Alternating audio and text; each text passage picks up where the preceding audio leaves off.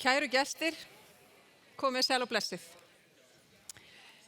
Ímyndið ykkur nú að árið sé 2073.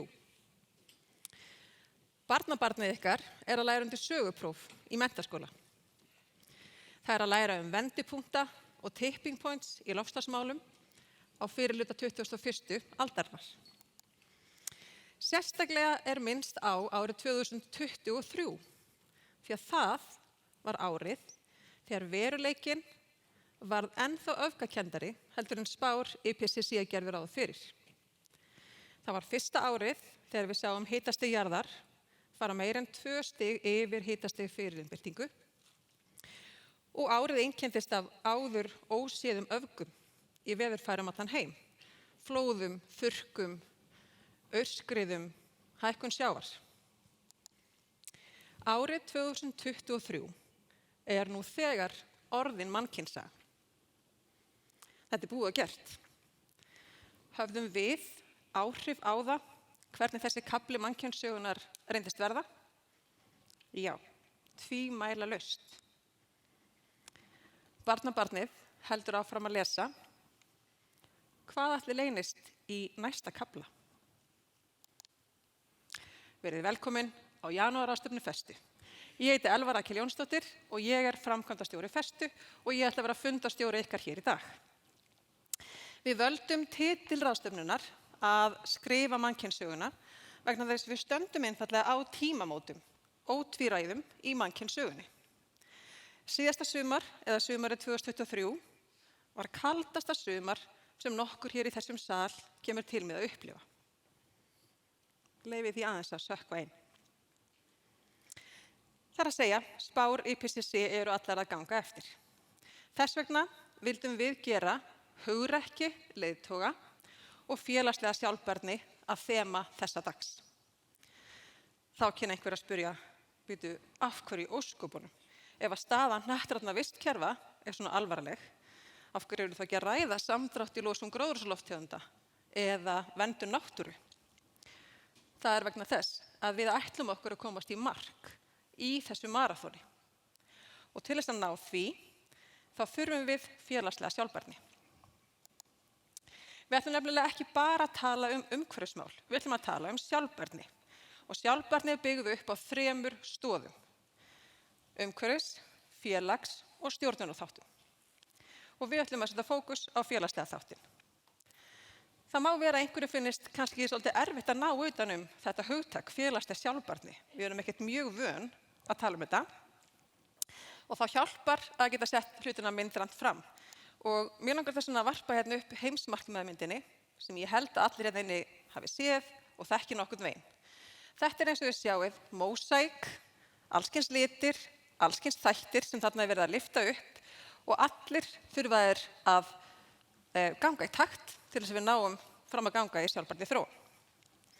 Ef við legðum bara áherslu á markmið 13 sem snýr að loftslagsmálum, þá væri þessi mynd fyrsta lagi algjörlega einlit, við einslit, og ef við værum bara stæðum völtum fótum þegar kemur að aðgengi að hreinu vatni, menntun, fátækt og svo framvegis, þá borin von að við náum nokkrum árangri í aðgerð 13.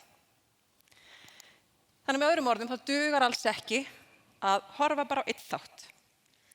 Þetta þekkja líka allir, ef við setjum þetta aðeins í samhengi rekstraraðila, þetta þekkja allir sem hafa einhvern tíma stýrt teymi eða sviði eða rekið stofnun eða fyrirtæki. Þegar við erum að reyna að ná fram einhver frábæru verkefni, þannig einhver geggjuð afurð og við þurfum að láta alla leggjast á eitt til að ná að klára, þá mun það ekki takast ef að í hópnum okkar ólga, skautun, ójöfnuður, þá náum við ekkert að klára þetta verkefni. Þannig að í rauninni þá þyrftum við að fara að hugsa eins og mannauðsstjóran mannkyns sem að reyna að innleiða einhvers konar sjálfbærni stefnu í heiminum. Og við þurfum helst að gera það á öllum starfsstöðum mannkyns, þar að auki. Og til þess að það sé hægt, þá þurfum við sterka leiðtoga. Og við ætlum aldeilis að fá að heyra í slíkum í dag. Eins og við sjáum þá ótal, og ég meina ótal manns að fara að koma upp á svið í dag og ég kynni alla fyrirlesarar okkar betur á eftir. En auk þeirra þá stíga nefnilega á svið þessi frábæru pör sem þið sjáu hér, undir nýjum dagskrárlið hjá okkur sem við köllum 2 manna tal. Hér að ræða fólk sem allt framalega, hvert í sínum geira og eiga það allt sameiginlegt að vilja ýta sjálfbærni áfram. Þau munu sem sagt koma á svið á milli annarra erinda og stilla sig þarna upp á þessu huggulega trúnóborði okkar og eiga smá spjall. Við sóttum innblástur af þessum dagskrárlið í umfjöllun sem að Times Magazine var með, þar sem að þau söfnuðu saman 100 helstu loftslagsleiðtogum heims og spurðu öll sömu spurningar. Og okkar frambærilega fólk í dag fær að svara akkurat sömu spurningu. Á dagskrárblöðunum ykkar á borðunum, þessu græna, akkurat QR-kóði. Ef við skannið hann, þá getið þið líka svarað þessari spurningu og ég hvet ykkur endilega til þess að gera það. Það svo frábært að fá margar raddir, sem einmitt ástæðan fyrir því að við völdum mjög fjölbreyttan hóp fólks til að koma inn í þetta spjall með okkur.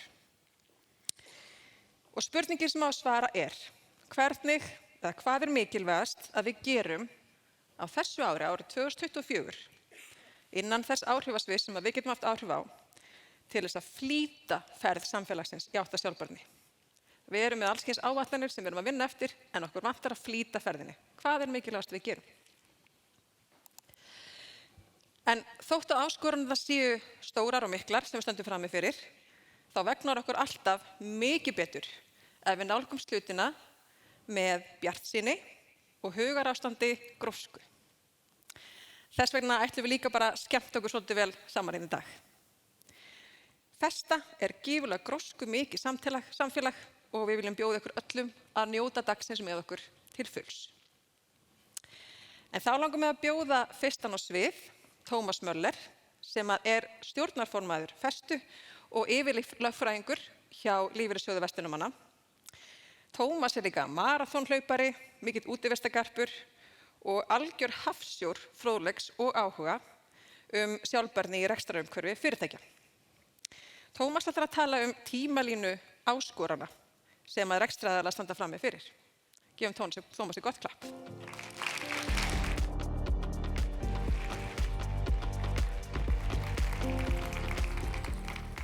Já, komið þið sæl, velkomin hér í dag. Það rétt sem hún segir alveg að við stöndum á tímamótum.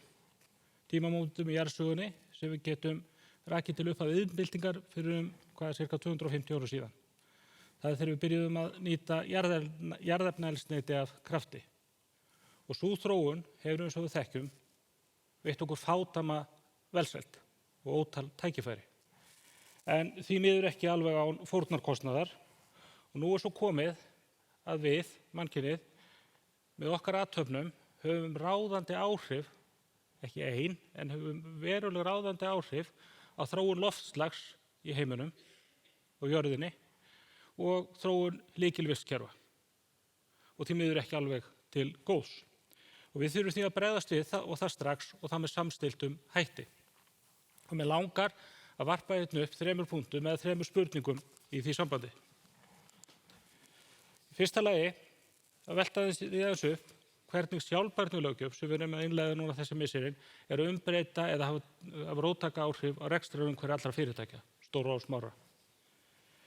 Til þess að mæta áskorun mannaldarinnar sem við talum að hafi hafist í kringum 1950 þegar áhrif okkar og aktivitet voru mjög virt, að til þess að mæta þessar áskorun hefur Evrópusambandið samið og innleitt mjög yfirgripsmikla sjálfbærnileiðtog sem hefur áhrif á allan rekstur og alla framleiðslu. Þessa löggjöf við líka innleiða hér á Íslandi í tengslum við EES-samninginn. Það mikil og rík áhersla á umhverfisþætti en ekki síður og í vaxandi mæli áhersla á félagslega þætti og mannréttindi gagnvart rekstri. Og mig langar að nefna hérna 2-3 stef í þessari löggjöf sem skipta verulegu máli og ég veit að Róbert Spanó kemur ítarlega inn á hér á eftir. Fyrsta lagi að nú þurfa öll fyrirtæki, mismikið eftir stærð, en þurfa öll fyrirtæki að greina áhættu og í starfsemi sinni en ekki síður tækifæri og gera grein fyrir því. Þegar birta sjálfbærniupplýsingar með stöðluðum hætti, gegnsæjar og aðgengilegar og það lagt blátt bann við grennþvotti. Það sem menn séu ekki skreita sem stolnum fjöðurum og allt þetta hugsað til þess að auka, gera fjárfestum og neytendum og fyrirtækjum betur kleift að taka upplýstar ákvarðanir. Og í þessu felst náttúrulega ákveðin berskjöldun fyrir fyrirtæki. Nú eru bara allar upplýsingarnar að vera upp á borðum. allvirðiskeiðan, það færir öflugum fyrirtækjum sem að byggja viðskiptismódel sitt á sjálfbærni gríðarleg tækifæri en getur komið öðrum í koll ef þau taka sig ekki hratt á. En í þessari vegferð stundum bent á það af hverju litla Ísland að leggja eitthvað á sig í þessu, meðan að lykilhagkerfi, stór hagkerfi eins og Bandaríkin, Kína, Indland og fleiri eru kannski að gera lítið sem ekki neitt. En stöldum aðeins við, þessi fullyrðing stenst nú kannski ekki alveg skoðun ef vel að gáð. Það nefnilega þannig, ef maður rýnir í þetta, að þessi hagkerfi og mörg fleiri eru búin að stíga stór skref í þá átt að hvetja til hvers nýsköpunar og sjálfbærni í öllum rekstri. Það hefur leitt í sig verulega samkeppni á alþjóðasviði á þessu sviði. Þannig að það gríðarlega mikið í húfi fyrir okkur að fylgja þessari þróun og við vitum líka af reynslunni að markviss innleiðing sjálfbærni í hvers rekstur bara góður business, góð leið til að framtíðartryggja reksturfyrirtækja og skapa eftirsóknarverð störf. Nú í annan stað myndi ég aðeins vilja hugsa upp átt með ykkur hvernig nýting takmarkaðra auðlinda getur verið drifkraftur nýsköpunar og nýrra tækifæra. Það liggur nefnilega fyrir að núna losun gróðurhúsalofttegunda orðið takmörkuð auðlind. Sama gildir landnotkun til matvælaframleiðslu, sama gildir nýtingu fágætra málma sem eru hluti okkar daglega lífi. Þetta engin smá disruptor eða hristari fyrir hvers kyns fyrirtæki sem þurfa að fæða og klæða 8 milljarða manna hér á jörðinni. Og það okkar val hvernig við bregðumst við þessari áskorun. Hlutverk Festu í þessu öllu saman að hvetja til virks samtals, þvert á geira og virðiskeðjur og milli alls konar hópa eins og stjórnvalda, menntastofnana, fjárfesta, fyrirtækja og neytenda. Og við eigum góð dæmi sem geta í raun og veru svona kynnt út eldmóð okkar í þessu og ég ætla bara að nefna til dæmis dæmi bara sjálfbærni nýtingu sjávar. Fyrir nokkrum áratugum síðan voru fiskveiðikvótasettar. Þá var ljóst að við þurftum að gera meira úr minna. Og okkur við tekist það ágætlega, ekki bara við fiskveiðarnar sjálfar, heldur í hvers kyns hliðarstarfsemi. Og úr hafa upp á sprottið mjög öflug fyrirtæki og öflug viðskiptamódel og við þekkjum öll dæmi slík fyrirtæki. Og nú svo komið að Ísland orðið leiðandi á alþjóðavísu í nýtingu þess sem hafi gefur, eins og þessi ekki bara með veiði fiskjar, heldur alls konar tengdri hliðarstarfsemi. Og það alveg klárt mál að það fjöldi samskonar fyrirtækja í ýmsum geirum sem annaðhvort byrjað að virkja bíða þess einfaldlega að vera virkjuð. Nú að lokum þetta, framtíðin í okkar höndum og það bara spurning hvernig viljum við móta hana. Vísindin segja okkur með býsna óyggjandi hætti, meðal annars í títtnefndum IPCC-skýrslu sem Elva nefndi hér áðan, að það hvernig við höldum okkar málum, lokal og hnattrænt, næstu áratugi eða svo, mun hafa afgerandi áhrif á þróun loftslags á jörðinni næstu áratugi og ekki bara heldur næstu aldir. Þar með okkar lífsskilir á jörðinni. Já, við með sann að skrifa mannkynssöguna. Við þurfum að endurhanna, og þetta bara liggur fyrir frá vísari mönnum, við þurfum að endurhanna flesta ferla fyrir vöru framleiðslu og þjónustu. Og það bara ekki mjög mörgum árum eða fáum áratugum. Það getur stuð okkur til skamstíma, verið snúið og erfitt, en í því liggja stærstu viðskiptatækifæri samtímans. Og til þess að virkja þessi tækifæri, þá lykilatriði að eiga virkt samtal og sýna hugrekki. Vegferðin í okkar höndum. Og við getum nýtt litla Íslands smæðina hér sem svona tilraunastofu, prófa nýja hluti og það sem gengur vel getur skalað upp og kynnt erlendis.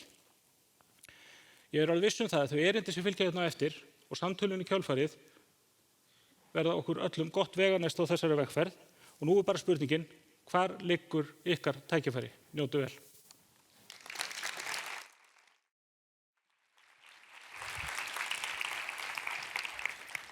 Kæra þakki fyrir þetta, Tómas. Næstan langar mig að kynna á svið Gunnar Svein Magnússon.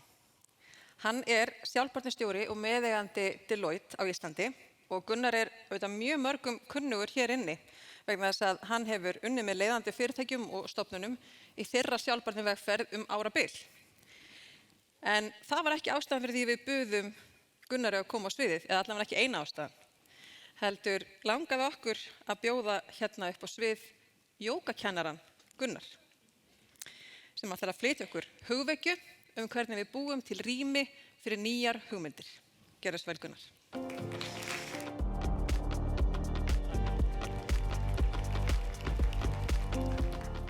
Komið sæl. Ég var að spá að byrja þennan fyrirlestur að gera nokkra jógaæfingar fyrir ykkur til að sanna að þetta var rétt, en svo mér sagt ég hefði ekki svo mikið tíma, en ég ætla að geyma það til betri tíma. En virkilega gaman að vera með ykkur. Og einmitt þegar að Elva og Ísabella hafði samband við mig og nefndu við mig að það vildu fá mig til að taka þátt, þá var ég mjög spenntur. En svo sagði þeir einmitt, en við viljum ekki fá þau til að tala það hefðbundna, Gunnar. Við viljum fá þau til að fara inn á persónulegu, tala svona þinn bakgrunn í því og sem jógakennari og fara í gegnum svona hugleiðslu og sjálfsvinnu. Og það sem ég skal viðurkenna fyrst að mér fannst þetta óþægilegt. Ég var alveg bara, það bara? Mér líður bara betur að tala kolefnisspor og flokka rusl og sjálfbæra fjármál og eitthvað svona. Þannig að mér var svolítið hérna, inn í komfortzónu og svo fór ég inn í svona smá panikk. Hvað þetta verður bara glata, fólk bara engin læra bröndurunum mínum, ég bara púaði niður. Það kom smá ótti, kvíði. En svo fór ég að vinna með þessa hugmynd og svona, ég ætla að máta þetta aðeins betur. Ég fór að svona, leita í kringum mig, tala við fólk og svona, þá byrjaði einhver hugmynd að fæðast. Og svona, eftir því sem ég vann þetta lengra, þá bara allt í einu var ég bara meira og meira peppaður. Og núna ég hérna í dag fyrir framan ykkur og ég komið svo langt út fyrir þægindarammann og ég sé hann ekki lengur, hvort sem það gott eða slæmt. En þá spyrjum við, hvað kemur þetta í rauninni því sem við erum að ræða hérna við í dag við, af hverju erum við að orku púri þetta. Og þá langar mig að nefna að eitt sem hjálpar mér greiðlega mikið í mínu starfi að ég upplifir svo sterkan tilgang í því sem ég að gera. Jú, ég businessmaður, ég hérna eins og Elva sagði, búin að vinna mörgum ykkar og stoltur af því. En ég man alltaf líka, þetta snýst miklu meira en bara peninga. Við erum eins og Tómas sagði, við erum með rosalega alvarleg vandamál framundan. Og þarna eitthvað sem við þurfum að upplifa það líka og ég noti mínu starfi, ég hluta ykkur stærri en ég sjálfur. Og því ég stendur ég framan ykkur hérna í dag, þá finn ég þessa tilfinningu mjög sterka. En ef við hugsum líka, við erum komin út fyrir þægindarammann, við erum hluta ykkur stærri en við sjálf, hvað þurfum við að gera þá til þess að hreyfa hlutina áfram? Og eins og þið vitið, þá þetta býsna flókin úrlausnarefni. Við erum að díla við flókna sjálfbærni reglugerðir. Við erum að díla við eitthvað sem heitir umfang 1, 2 og 3 í kolefnislosun og enginn veit nákvæmlega hvað umfang 4 er. En þetta alltaf að koma og við erum einhvern veginn svona að reyna að krafsa í þetta allt saman og standa saman. En eins og þessi maður sagði, þá getum við ekki leyst þessi vandamál sem við vitum nokkuð hver í dag með að hugsa eins og við gerðum þegar við byggum þau til. Við þurfum ekkert að brjótast út úr þessu. Og það það sem ég langar kannski að ná aðeins inn til ykkar í dag, fyrir utan það að fara út fyrir þægindarammann og finna það að fyrir hluti af stærra samfélagi, að við getum breytt hugsun. Og það þetta sem ég hjálpaði mér alveg gríðarlega þegar að ég var okkur í jóganámskeiðinu með konu minni, að þeim var kennt þetta að það eru hluti sem ég veit að ég veit. Ég kann að keyra bíl, ég lærði það. Og þetta eitthvað sem besti vistur en ég taldi mig fyrst vita allt. En svo viðurkenndi, já, það eru líka hluti sem ég veit að ég veit ekki. Og ég kann ekki að operera sjúkling, ég ekki menntaður skurðlæknir. En ég gef þeim það, þeir kunna það og þeir gera það. En stærsti hlutin af þekkingunni sem stendur mér til boða eru hluti sem ég veit ekki að ég veit ekki. Og þetta eru svokallaðir blind spots. Ég segi þetta aftur, hluti sem ég veit ekki að ég veit ekki. Og ef við horfum á mengið hérna fyrir aftan mig, þá þetta stærsti hlutin af því sem þarna. Og alla stóra lausnir, ef við horfum á hvort sem það rafbíllinn eða endurnýjanleg orka eða alls konar lausnir til endurnýtingar hluta og þess að það. Þetta var eins og hluti af menginu sem við vissum ekki. Þannig að þessi áskorunni sem við erum að díla við í dag, það eru lausnir þarna. Og ég verð alltaf aðeins jákvæðari þegar ég minni mig á þetta. Að eins og núna erum við í flóknum taxonum í útreikningum. Og það fullt þarna sem ég veit ekki. En ég veit á næsta ári, þá munum við vita meira. Til þá erum við búin að gera þetta einu sinni.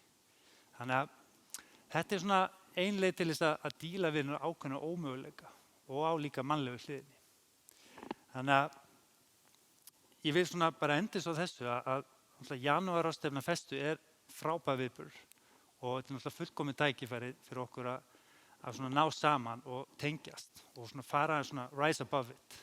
Þannig ég hvet ykkur til að fara út í þægindarmann í dag, tengjast, opna ykkur, viðurkenna, þú veist, þetta ekki allt fullkomið og kannski muni eitthvað opnast í dag sem þið vissu ekki að vissu ekki.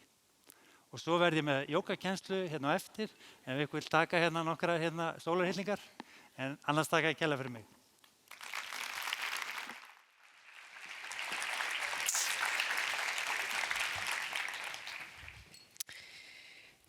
Næsta langar mig að kynna Sandrine Dixon de Cleve og ég ætla þar að leiðandi að skipta yfir á ensku. Sandrine Dixon de Cleve is a global leader in the areas of climate change, sustainable development, green finance, and systems thinking. She sits in several international councils connected to the EU Commission, and she is the co-president of the Club of Rome, which is a seriously impressive organization. For those of you who have not maybe heard much about the Club of Rome, it is a platform of thought leaders who identify holistic solutions to complex global issues. And they promote initiatives and actions to enable humanity to emerge from planetary emergencies. So you know the small stuff that they're talking about. She is also the co-writer of a brand new book called Earth for All, a survival guide for humankind. And I've read it, I can absolutely recommend it, especially for policymakers and company leaders. So without further ado, I am proud to present Sandrine. Thank you so much for the wonderful introduction, and apologies to all of you for not being able to be with you. Actually, I'd hoped to be there in person, but unfortunately, due to family matters, I'm not. I wanted to lead you through the evolution of some of our work from limits to growth to an Earth for All, a post-growth model. And in particular, indicate to you why we are, first of all, where we are today. If you look at 50 years ago and the limits to growth, you can already see through the scenario development of the model that was used by the system dynamic modelers of the MIT team, that actually some of those scenarios very clearly indicated that we would be in a series of tipping points in the 2020s. And this, of course, was linked to continued population growth, the absolute impact of this population growth on the need for natural resources due to overconsumption, and of course, then the detrimental environmental impacts, but also the juxtaposition of growing inequalities and poverty. And I'm going to lead you through the journey of some of our reflections as we come to today. In particular, also 2 years ago, when we very much wanted to commemorate, but also mark the limits to growth by coming out with a publication as to where are we today and what therefore do we need to do about not only the polycrisis, but what we're now calling the permacrisis that is before us. I would like to reflect a bit on the links also with other thinking, and in particular, having just come out of Davos and the World Economic Forum, and looking at the fact that actually even business communities, top business leaders have indicated that the top 10 risks, both in the next 2 years, but also in the next 10 years, are related to social and environmental tipping points. And you can see that even the WEF, which has been quite conservative and neoliberal in most of its thinking, is now very much moving towards the approach that the Club of Rome has taken, which is the juxtaposition between social and environmental tipping points are going to be our greatest existential risk. And that is why, at least in terms of the Club of Rome, but now we're seeing a broadening discussion around transformational economics for the 21st century. Because we know that if we do take the premise of the limits to growth and overconsumption, that is because of the current neoliberal system that we have in place, that is predominantly determined by GDP growth and productivity. And this reflection is very much around the need to transform the economics for the 21st century, very similarly to what is already being done in Iceland in its conversations around a well-being economy. But what's important here is the fact that there are a series of different economic models or conversations that are occurring at the same time. Mission economies, green growth, post-growth, donut economics, beyond growth, including well-being economics. And as we shifted into a discussion, moving us towards the publication of Earth for All, we were very clear inside the club that what we wanted to do was embrace most of this thinking and come up with some key principles of what is it that we're all trying to achieve, even if there are variations within these theories of change. One is clearly we have to shift from an extractive GDP-based economy. That is fundamental. And we need to start to measure that which is most valuable in our economies. Interestingly, referring to Bob Kennedy's speech in 1968, which says just that we don't place a value on that which is most important. We need to also account for social and environmental risk in financial and economic decision-making. And we need to understand the links between our over-financialized economy today, which is about shareholder premise and in particular short-term profits, in comparison to the real economy and how we can actually service people, planet, and prosperity. We need to also expand our perspective of public goods and socialize the rewards of environmental and social commons, place a value on these rewards, but also take into consideration these rewards in our accounting and our budgets. For example, in conversations with Brazil and other countries that actually have tropical forests, putting that as a positive on their budgets and on their accounting sheets in order to demonstrate that this is actually quite a positive shift within their economy and a public good, which they are offering not only to their citizens, but also to the rest of the world. Correct the inequity between high and low income countries created by international finance and trade systems, but also take into consideration growing inequity and inequalities within nations, in particular in the global north. And then finally, and most importantly as well, ensure that we start to broaden the diversity of our economy, increase the agency of women and workers to drive the direction of the economy, understand that the parallel economy should be part of the economy, as we saw during COVID. I think this is very important when you take into consideration the growing malaise across the globe and the fact that if we look at surveys that we've undertaken, that global well-being is dramatically declining. This also came out in our well-being index. But then when we actually surveyed citizens in G20 countries, 74% of them want a well-being economy. So how do we start to make this shift? What does this look like in practice?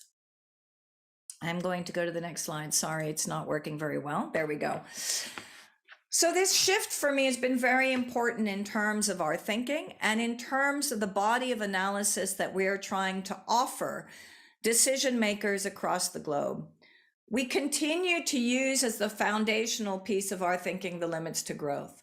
But within that, we take into consideration the incredible work of the scientists like Janúarráðstefna and others from the Potsdam Institute who have looked at the planetary boundaries.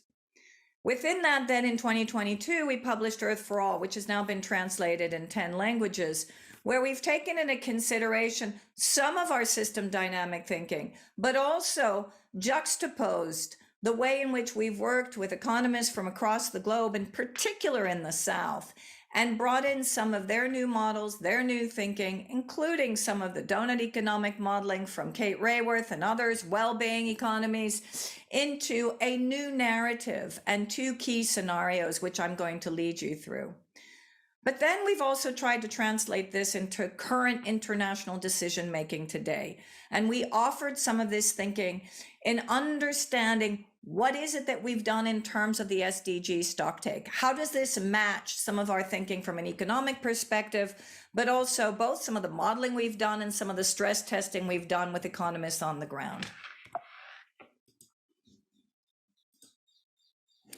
This is one of the spaghettis of some of the modeling that we undertook, which started to demonstrate to us that actually, if we don't take into consideration the way in which our planetary boundaries are also, and the speed and action that we can undertake within the planetary boundaries is actually a function of the speed of action of inequality and poverty, then we will actually not move forward in our decarbonization goals, in our sustainability goals.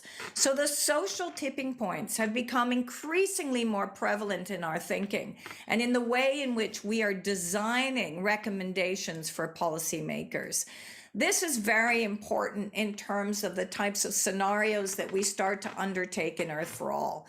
Because what we're saying is you either have the first scenario, which is the too little, too late scenario, which basically it's our business as usual today scenario, and the giant leap, which is what if we achieve the fastest economic transformation in history? And what would this actually look like, taking into consideration the body of thought that we have in front of us and some of the new thinking? This means that bringing all that together, we've realized that there are 5 key turnarounds. And what's interesting is in our analysis, those key turnarounds, if we look at the cost potential of GDP, it would be between 2 to 4% GDP cost per annum. You can start to look at scrapping some of the defense budgets. I know this is important for some countries, but also the perversities in our market. And we could actually very easily transfer those funds in order to make these 5 turnarounds a reality. Oh, apologies. What are the specifics of those 5 key turnarounds? And ladies and gentlemen, this is very important when we think about bringing the next step of sustainable development to reality, and also in particular, meeting the complexities of 21st century challenges. The first 2 are the most important: ending poverty and addressing inequality. With regard to ending poverty, the highlight is to reach a minimum income threshold of US dollars 15,000 per annum per year.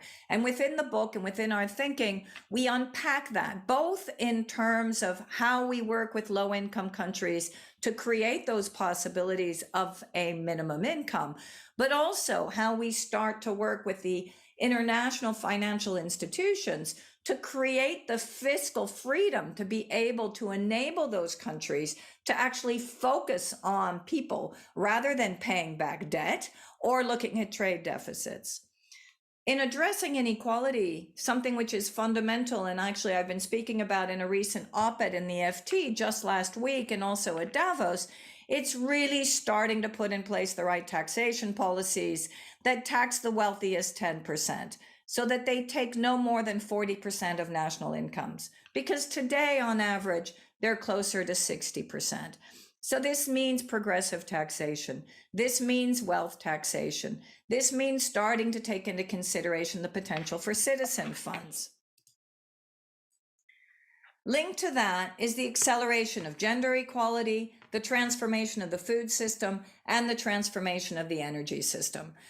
In terms of the acceleration of the gender equality, even our report to the on the SDGs to the Secretary General that we presented actually earlier last year, we very clearly indicated that both in terms of climate change, but also gender equality, we will never meet our goals, probably not, by the way, for the next 100 to 200 years if we continue on the same path that we're on.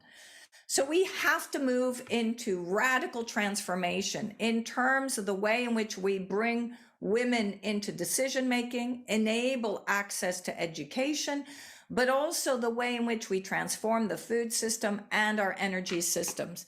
Importantly, transforming our food systems towards regeneration and transforming the energy system to put in place the carbon law pathway of cutting fossil fuels and other greenhouse gases by 50% every decade to reach net zero.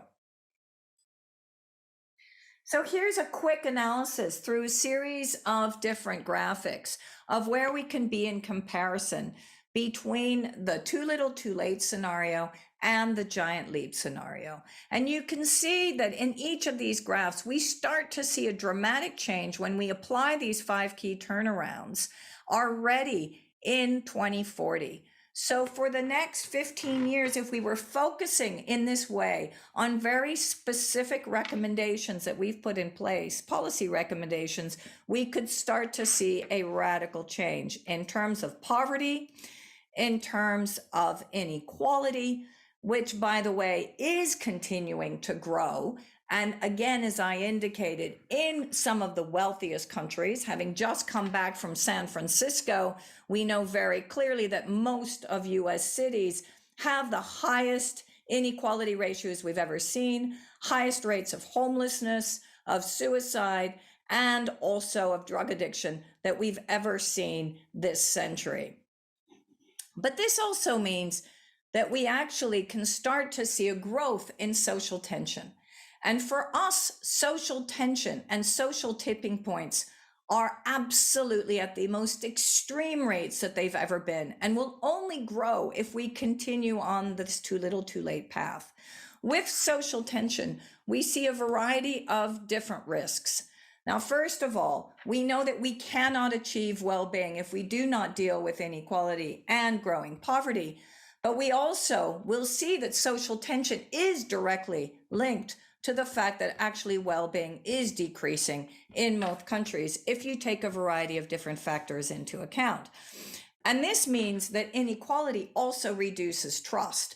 If you look at, for example, the trust parameter that is being placed in particular in the United States, we've seen that wage inequality in the US has increased by 14% between 1970 and 2010. But since 1978, US CEO salaries have increased by 1,460%, while employee salaries by 18%. And we have therefore seen a growing increase in the level of decrease in the level of trust, which also translates into a growing seizure of those most populist parties, and in particular the right. We can see the way in which Trump plays the discourse of both trust, of fear, of inequality. And we also are seeing it play out now, unfortunately, in the European elections and the way in which we're seeing a real shift across Europe. Now, this is a real problem if we don't deal with rentier capitalism. What we're saying very clearly is that today's over-financialized economy, the fact that we do not have an economy that actually is organized around production, consumption, and exchange, but that money is made on money, and that the shifting of values of various assets from stocks and bonds to real estate to intellectual property and crypto is actually continuously enabling a growing wealth within the pockets of the few rather than the many. So the manipulation of these financial assets really now dominates economic decision making, and this is becoming problematic and is part of this growing inequality.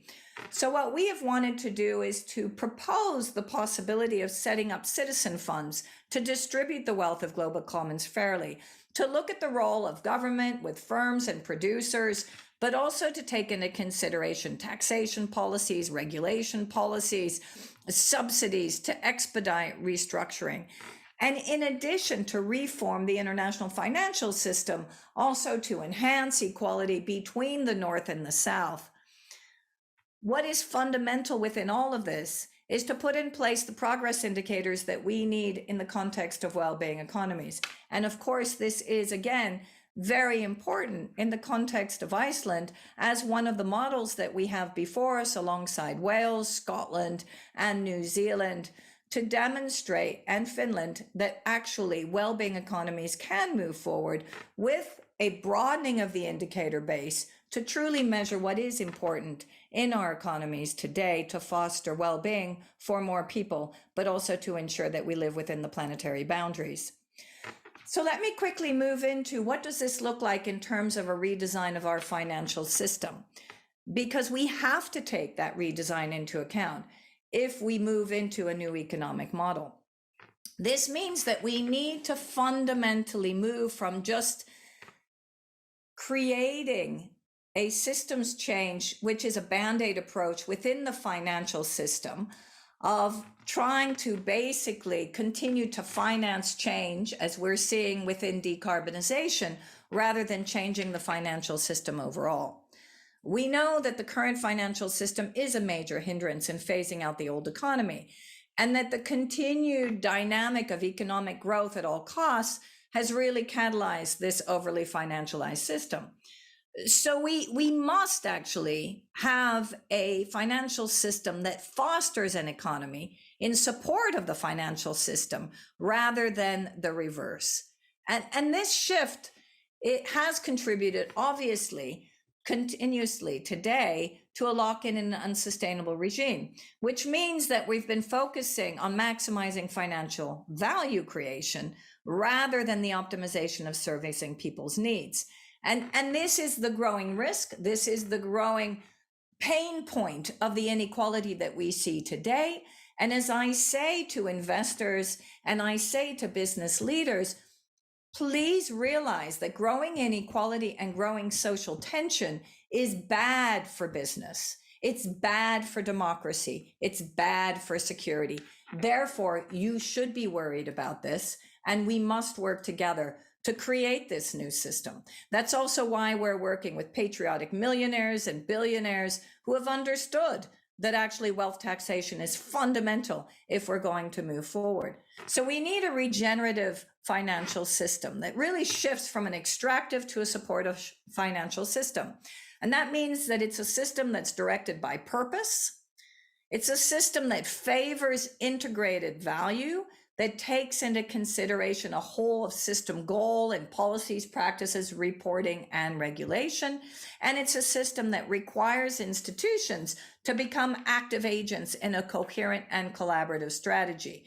So this is looking at long-term value creation embedded in stakeholder-oriented governance. It also means that we need to then think about, well, what are the main barriers to changing this system? We have to start working on, and that's what we are now doing in terms of commissioning a series of research and analyses to look at the role of finance and the misplaced purpose. We then need to understand the real goal of finance and move away from the narrow notions of value. We need to look at what then are the tools. I heard taxonomy, and I'm sorry, my Icelandic is not very good, but I think the last proposal that came up was to talk about the taxonomy. Having sat on the taxonomy group for 3 years, the taxonomy is just a small part of one of the tools that we have in our toolbox to look at new criteria and metrics that actually do place a value within our financial system on nature, on people, and truly enhance prosperity. We have to look at our flawed mathematical models and our flawed methodologies, and then understand what is the agency of finance. Currently, the passive mode of operation is truly a problem. And then how do we actually rebuild our relationships, and what type of organizations do we need in place, both at the international level, but also at the national level?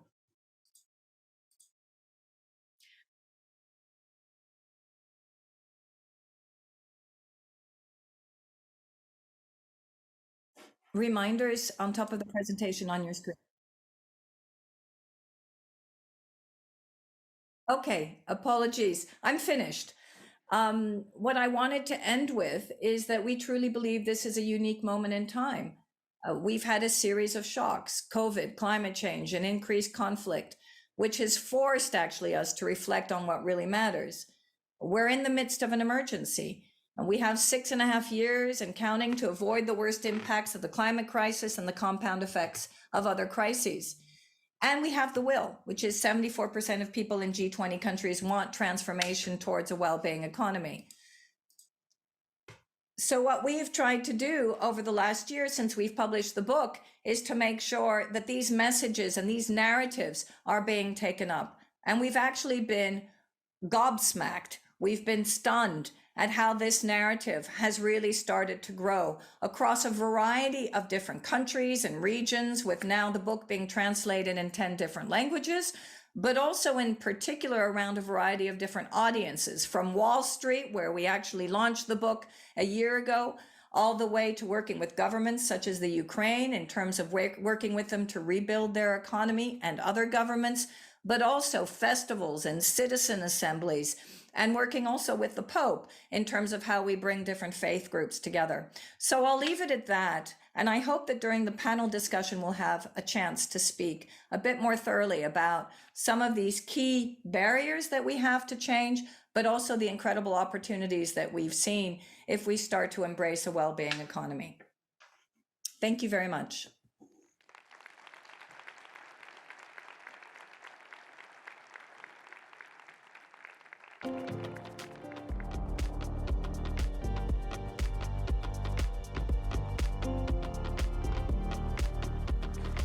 Andrea, Sæl, Ásta.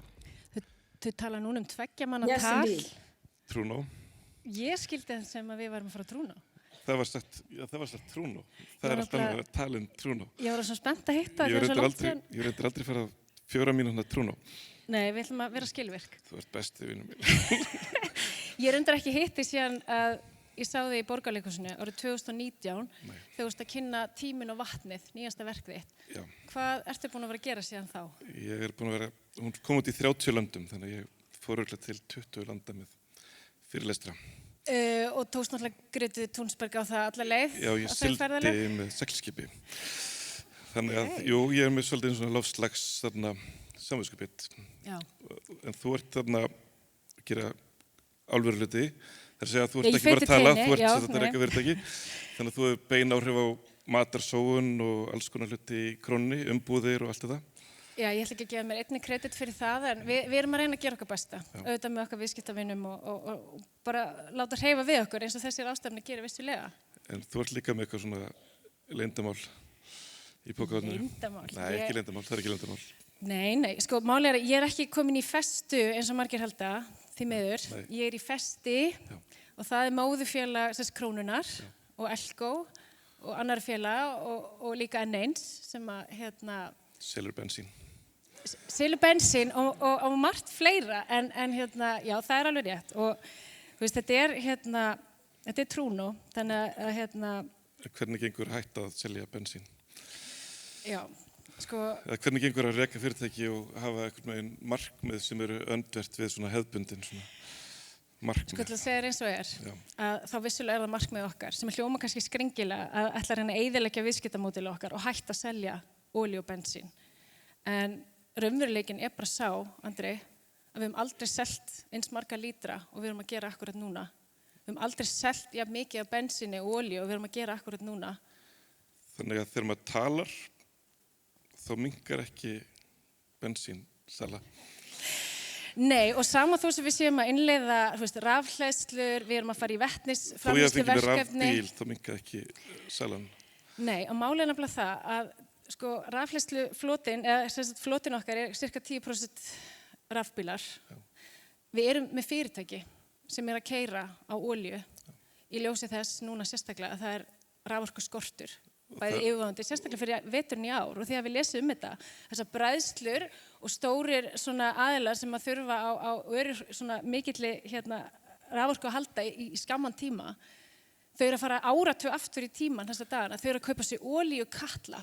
Erum við í öfugum orkuskiptum núna? Það er nákvæmlega orðið sem við nota. Og það er bara einfallega þannig að við erum að horfast í augu við það að árið 2024, að því vorum að tala við værum að skrifa heimsöguna 23, að það er alveg ljóst að við munum þó aldrei hafa brent jafn miklu eldsneyti, jarðefnaeldsneyti á Íslandi og á árinu ár. Þannig að við erum ekki að fá verðlaun á næstu ráðstefnu. Nei, en það átti þetta að vera svona persónulegt trúnó fyrir framan salinn, en þetta er staðreyndin sem við stöndum frammi fyrir. Og ef við hættum bara að selja þetta, þá er bara einhver annar sem tekur þetta. Þannig að við erum virkilega að reyna að fara bara head on í þetta verkefni, en þróunin er ógnvænleg.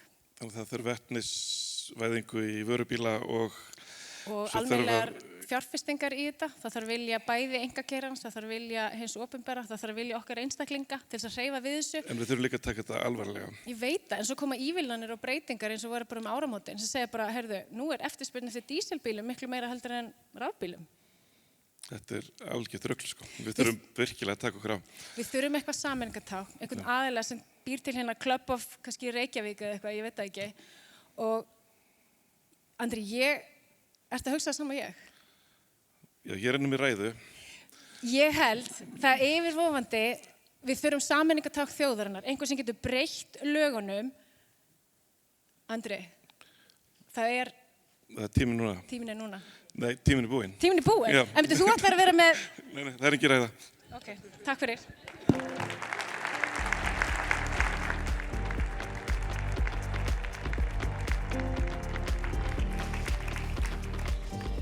Kæra þakki fyrir þetta. Hvað það var skemmtilegt. Ég glemdi mig bara hérna við borðið. Ég stað bara hlustaði alveg hugfangir bara jábæti. Ég þarf að hlaupa á svið. Takk kærlega fyrir þetta. Þetta var mjög skemmtilegt samtal og klöpp á Reykjavík. Mér finnst það bara hljóma nokkuð vel, sko. Við lærðum ýmislegt þarna. Við lærðum að Andri siglir ekki heiminn. En Ásta að spája að hætta að selja bensín. Þannig að þetta var mjög gott samtal. Gott að fá að hlera trúna á ykkar. En næstan langar mig að bjóða á svið Andra Þór Guðmundsson. Hann forstjóri Ölgerðarnar og það sem meira hann búinn að vera forstjóri Ölgerðarnar í 20 ár. Hann á afmæli á þessu ári því hann hóf störf og tók þessu hlutverki árið 2004. Hann hefur leitt fyrirtæki af stað í virkilega metnaðargjarna sjálfbærni vegferð. En Ölgerðin hefur einmitt sett sér vísindarlega mörkuð markmið undir merkjum Science-Based Target Initiative. Andri mun deila með okkur hvernig við innleiðum sjálfbærni inn í kjarna reksturs og náum þannig raunverulegum árangri. Gjörðu svo vel, Andri.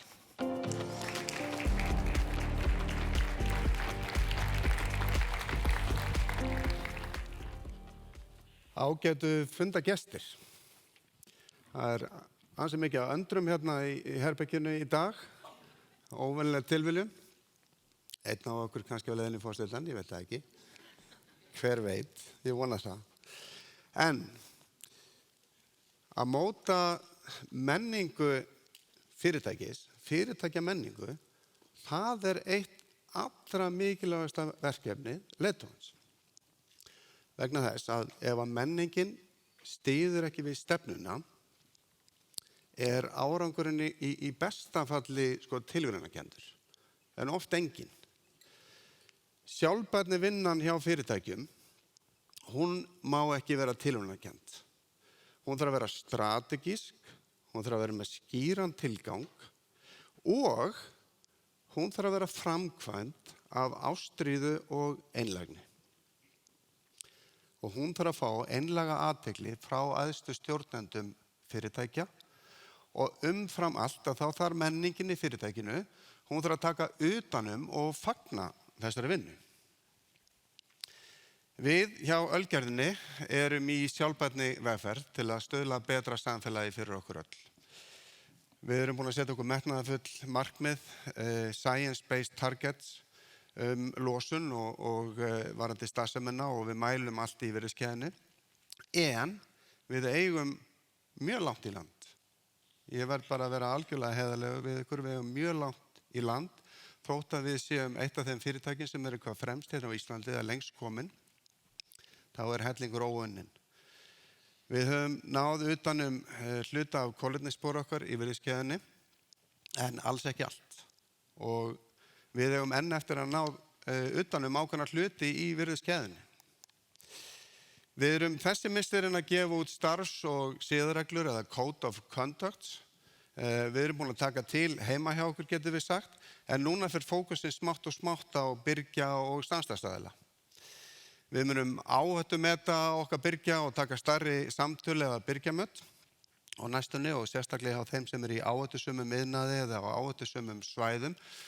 Og þetta gagnsæi svo mikilvægt. Þetta lykilatriði auðvitað í nútímanum að skapa þetta traust á milli atvinnulífsins og neytenda og samfélagsins allt. Við þurfum að hafa þetta fulla innsæi inn í alla virðiskeðjuna. Við þurfum að geta staðfest öll skrefin í framleiðsluferlinu og það mun að sjálfsögðu leiða til aukinnar hagkvæmni og minni umhverfisáhrifa. En ég undirstrika við eigum langt í land. Það engin spurning. En hér í dag ætla ég að segja ykkur aðeins frá okkar vegferð og hvernig við að vinna með stefnu og menningu í fyrirtækinu og reyna að tvinna þetta allt saman. Okkar framtíðarsýn að vera fyrsta val eða eða val númer 1, ekki bara viðskiptavina og neytenda, heldur líka samfélagsins, fjárfesta og starfsfólks. Og ekki bara núverandi starfsfólks, heldur líka framtíðarstarfsfólks. Vegna þess að við þurfum að skapa eftirsóttan vinnustað. Við viljum draga til okkar hæfasta starfsfólkið í framtíðinni. Stefnan hjá Ölgerðinni, hún mótuð og tálkuð reglulega og við setjum hana oft fram, kannski til 3 til 4 ára í senn. Og við reynum að hafa hana myndræna og hvetjandi. Og síðasta stefna kölluðum við R24 eða Roadmap 2024. Og þessi stefna hefur nú verið endurskoðuð og ég sýni ykkur það aðeins á eftir.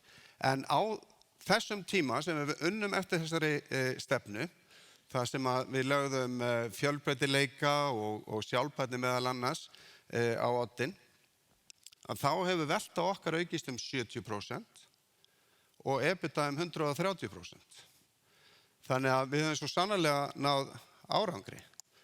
Og við setjum okkur svona, við getum sagt, aspirational eða jafnvel draumkennt markmið. Eitthvað sem að hvetur starfsfólkið áfram og fær okkur til þess að upplifa að það eitthvað meira í vinnunni heldur en bara að selja Pepsi Max.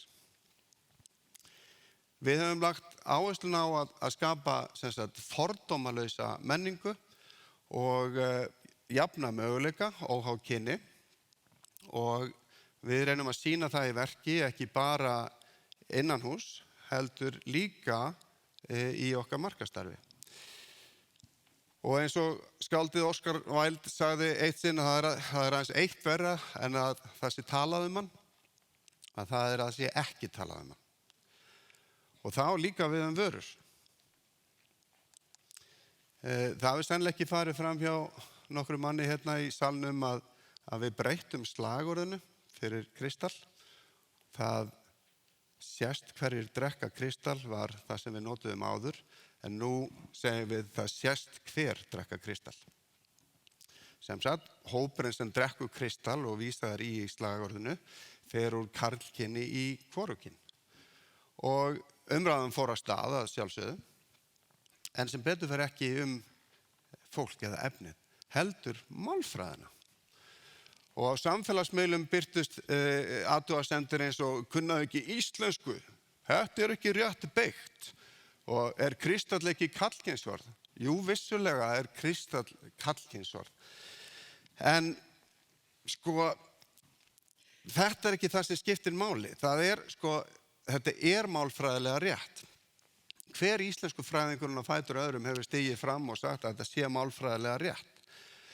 Og ég fullyrði það langt síðan að íslensk vara hefur fengið viðlíka umfjöllun í tengslu við íslenska málfræði. En ég tek þetta hérna sem dæmi vegna þess að þetta dæmi ákvörðun sem að stjórnendur þurfa að þora að taka. Jafnvel þótt að hún kunna vera áhættusöm eða óvenjuleg. Það sem að skilur okkur að í Ölgerðinni fyrirtækja menningin. Okkar menning sett fram með þessum hætti í JHF og stendur fyrir jákvæðni, áreiðanleiki, hagkvæmni og framsækni. Og í okkar DNA bara ákveðið orkustig og framsækni. Við þorum að taka áhættur, við þorum að gera mistök og við tvinnum inn í menninguna viljan til þess að gera stöðugt betur. Að gera betur í dag en í gær og vera með stöðuga umbótavinnu.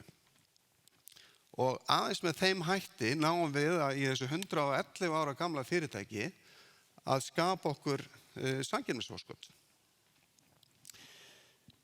Sem dæmi menningu stöður og umbóta að þá höfum við verið með keppnir, umbótakeppnir. Það svo auðvelt að setja þetta í eitthvað form og keppni og í ganginu hjá okkur eru svona 2 súlur sem þið sjáu þar sem við fyllum 1 tappa fyrir hverja lokna umbót. Og þetta ýtir undir þetta hugarfar að minnka sóun vegna þess að í fyrra að þá skiluðum við 675 umbótaverkefnum og langt flest af þeim snúa í raun og veru að sjálfbærni eða minni sóun eða minnka tímasóun eða gera lífið okkar auðveldara. Og bara svona sem dæmi eitt af þessum umbótaverkefnum að við höfum verið að gera tilraunir á því að eima bjór sem að aflagast eða kannski ekki nægilega góður í staði fyrir að hella honum í ræsið. Þá erum við að prófa eiman og búa til vodka. Og við erum jafnvel að prófa að nota kaffikorgin á kaffistofunum til þess að gera kaffivodka. Ég veit ekkert hvert að leiðir okkur og kannski verður þetta aldrei söluhæf vara, en það þessi vilji til þess að vera að gera eitthvað nýtt, gera eitthvað betur í daginn í gær og nýta hlutina betur. Svona tvinnum við þetta inn í okkar stefnu. Og nýja stefnan okkar sem að við erum að fara að kynna þessu dagana heitir S27. Og eins og þið sjáið á myndmálinu að þá erum við á hraðferð inn í framtíðina. Ef að okkur fannst breytingarnar vera hraðar á undanförnum 5 árum, þá segi ég bara spennum beltin út að hlutirnir að fara að gerast miklu hraðar á næstu árum. Og við ætlum að leggja áherslu á 4 atriði og reyndar S27 stendur fyrir kannski þessi 4S sem eru þarna á skjánum, líka kannski fyrir bara stefnu 27, það skiptir ekki máli. En auðvitað sóknin mikilvæg og þessi stafræna umbreyting, en það sem ég langaði að tala í dag sjálfbærnin og starfsfólkið. Og af hverju við erum að leggja þessa áherslu. Í sjálfbærninu auðvitað erum við með markvissar fjárfestingar, við erum með kolefnishlutleysis-markmið fyrir 2040, endalaust mikið af verkefnum, en við beinum sérstakri athygli að starfsfólkinu. Við höfum verið að leggja áherslu á fjölbreytileika á undanförnum árum, en nú erum við með starfsmannamiðaða viðskiptastefnu. Og af hverju það? Jú, það vegna þess að við þurfum að hlúa vel að starfsfólki, við þurfum að endurmennta starfsfólkið og endurþjálfa það vegna þess að á næstu árum að þá eftirspurn eftir, hún að breytast. Það að segja, við þurfum aðra hæfileika heldur en kannski fyrir eru hjá starfsfólkinu. Þannig að við þurfum skapandi hugsun og greiningarhæfni og við þurfum eiginleika sem að til dæmis gervigreindin getur ekki endilega leyst fyrir okkur. Eða mannshugurinn mun alltaf verða betri að leysa heldur en gervigreindin. Þess vegna gríðarlega mikilvægt að fyrirtæki leggi áherslu á endurmenntun og þjálfun og hlúi að starfsfólkinu vegna þess að þetta í raun og veru meika bara fullkomin business sense. Starfsmannamiðuð viðskiptastefna, hún leiðir til margvíslegs ávinnings. Hún auðvitað eykur þessa starfsánægju, eykur framleiðni, dregur að hæfa umsækjendur og svo framvegis, minni starfsmannaveltu og lægri þjálfunarkostnað. En það sem að við erum að hugsa þetta fyrst og fremst, það að draga til okkar hæfasta starfsfólkið á hverjum tíma. Áherslan okkar á sjálfbærni og hún tekur auðvitað með af markvissum fjárfestingum til þess að minnka okkar losun og ég get auðvitað nefnt ykkur ótal dæmi hvernig við höfum verið að nálgast þessa kolefnislosun hjá okkur, en við höfum náð ágætis árangri í umfangi 1 og 2 á undanförnum árum og til dæmis frá árinu 2016 til dagsins í dag hefur losunin minnkað um 58%. Aðalatriðið að við erum að mæla þetta og við erum að horfa á þetta og til dæmis þá sjáum við að losunin okkar í fyrra og hún fer upp. Og hvers vegna það? Jú, vegna þess að við lentum í því slysi að það lag út kælimiðill hjá okkur. Hefðu við einhvern tímann veitt þessu athygli fyrir 5 eða 10 árum? Ég efast það, auðvitað þetta slæmt mál, en aðalatriðið þetta að við erum með fókus á hausinn á því að mæla og meta kolefnislosun okkar. Ég dreg líka athygli að því að kolefnislosunin þarna frá 2020 hefur minnkað 9% sem nú gælum við á skjáin. Jú, en á sama tíma hefur veltan aukist 70%. Þannig að losunarkrafni teknanna, hún hefur auðvitað minnkað mjög mikið. Og hér dæmi aðra fjárfestingu að árið 2016 þá keyrðum við alla framleiðsluna á olíukatli, þetta var það ódýrara. 2018 þá keyptum við rafmagnsketil og byrjuðum að nota hann í meira mæli og náðum smá saman að minnka olíunotkun í framleiðslunum okkar. En eftir því sem umfangi fór að aukast þá þurftum við að fara að keyra olíuketilinn aftur. Við fjárfestum í fyrra og kolefnislosun núna engin varðandi framleiðsluna á jarðefnaeldsneyti. Þannig að þetta eru dæmi og þetta geti líka nefnt dæmi fjárfestingu í rafmagnsstraukum. 40% af öllum bílunum okkar eru nú þegar komin á rafmagn og ég náttúrulega líka ítreka á þessu tímabili sem við sjáum hérna á skjánum hefur veltan aukist 90%. Þannig að og frá 2020 þá erum við með 39% minnkun og veltan 70%. Þannig að þetta prýðist árangur. En aðalatriðið þetta að fyrir okkur sem í salnum og fyrir atvinnulífið í heild sinni að neytendur og viðskiptavinir að þeir eru sífellt umhverfismeðvitaðri og neytendur munu styðja þau fyrirtæki sem að setja sjálfbærni í vegferð, þau munu styðja og velja þau setja þau í forgang. Og fyrirtæki sem að setja sjálfbærni í forgang að þau óhjákvæmilega líka draga að sér fjárfesta og lánveitendur, hugsanlega á betri kjörum, þannig að þetta auðvitað ágætis business. Að lokum vil ég segja það að það mikilvægt að stjórnendur átti sig á því að áhersla á sjálfbærni komin til að vera og verður alltaf mikilvægari þáttur í rekstri fyrirtækja. Það getur vel verið að það sé pirrandi að fá allar þessar reglugerðir að utan sem okkur finnst ekkert passa við íslenskar aðstæður.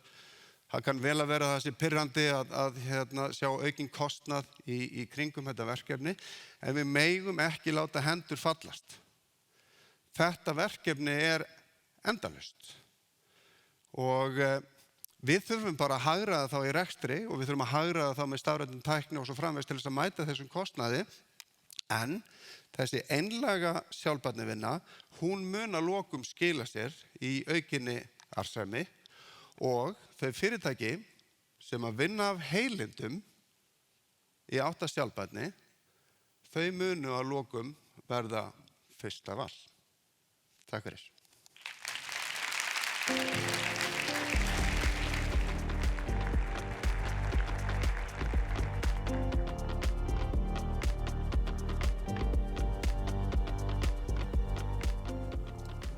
Blessaði Guðmundur. Stefán bless. Fyrst við erum á trúna og mér verði eiginlega að segja frá það. Mér er alltaf langað til að koma labbandi svona inn á svið undir tónlist. Og svona hefði reynda verið flottar að koma niður úr loftinu með kaffi og vodka. Hugmynd, næsta ráðstefna kannski? Já, prófum það. En Birna, þú varst í ferðalagi og þá meina ég ekki á tenni, þú varst einhvers staðar allt annan staðar. Ég fór í ferðalag til framtíðarinnar í fyrra. Já. Og vegna við erum að tala mannkynssöguna, þá er áhugavert að segja að ég fór til framtíðarinnar í hið upprunalega biblíubelti í Mesópótamíu til forna, sem í dag heitir Írak. Af hverju segi framtíðin? Jú, vegna þess að fólkið sem ég heimsótti og talaði við þar, það býr við öfgahitastig, fer upp í 55-6 gráður í forsælu á sumrin. Loftmengunin er rosaleg, ég snýtti svörtu í marga daga eftir að hafa farið þaðan. Fátæktin er óhugsandi mikil og fólksflutningarnir eru á skala sem við getum ekki ímyndað okkur vegna þess að við fáum ekki fréttir af þeim í fjölmiðlum. En ég er að tala þúsundir fjölskyldna á hverju ári sem þurfa að yfirgefa heimkynni sín og lífsviðurværi, jafnvel aldagömul lífsviðurværi, til þess að flytjast inn í þéttbýlisstaði sem hafa enga innviði til að taka á móti þeim. En þurrkarnir eru því líkir að þau get ekki búið þar lengur. Og vegna þess að ég var í Írak að þá var þetta olíusvæði og allstaðar í kringum mig horfði ég á olíulindirnar. Og það var verið að brenna gasið leið voru að dæla upp olíunni, sem galið, en þau eru að flýta sér svo mikið að dæla upp olíunni og selja hana vegna þess að Íslendingar voru að komast að hafa aldrei keypt meira bensín og ég gat séð í einni sjónhendingu, orsök og afleiðingu á þessum stað. En þetta þarf ekki að vera svona, Guðmundur, en það? Nei, það þarf ekki að vera svona, nákvæmlega, og þetta náttúrulega rosalegt og svona, þegar maður hugsar þetta svona einlæglega og trúna og þá náttúrulega verður maður átt að segja á því að fyrsta að loftslagsváin bara byrjuð, þetta skollið á, ég var að fletta því upp bara á vefnum að það 50 stiga hiti núna í Ástralíu, 54 stiga hiti í Suður-Afríku í fyrradag, Grænlandsjökull bráðnar svona 60 milljón tonn meðan við erum hér, það eru svona 8 sundlaugar á sekúndu sem fara út í hafið af ferskvatni sem getur haft gríðarlega áhrif á Golfstraumi sem svolítið skellur fyrir Íslendinga, en þetta alltaf bresta á og bara komið en það góða við þetta, ef það eitthvað gott við þetta, að við vitum hvað við þurfum að gera. Og samfélagið eins og Ísland ekki að standa sig almennilega, en við vitum hvað við þurfum að gera. Og við þurfum bara, mér líður eins og þessi komið svona þetta sér íslenska jæja-moment. Nú þurfum við að berja í borðið og segja jæja, nú þurfum við að fara að gera eitthvað. Ákvarðanirnar, þær eru hérna allt í kringum okkur, við þurfum bara að taka þær.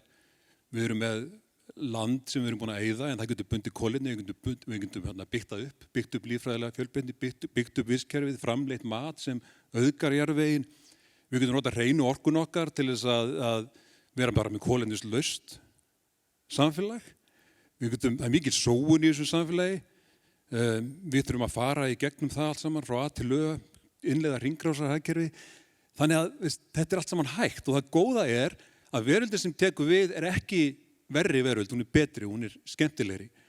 Eins og þið í UNICEF líka að gera í Írak, eða ekki? Jú, og þegar maður vinnur fyrir börn, þá verður maður alltaf að trúa að framtíðin sé betri enn í dag. Ég fekk þessa rós frá 6 ára skólastelpum í Írak sem voru í skóla inn á milli olíulindanna. Þær voru bjartigar, þær voru spenntar, þetta var fyrsta vikan þeirra í skólanum. Ég mæti á hverjum einasta degi í vinnuna fyrir þær og nú ætlum ég að skora á ykkur að gera það sama. Takk fyrir. Takk.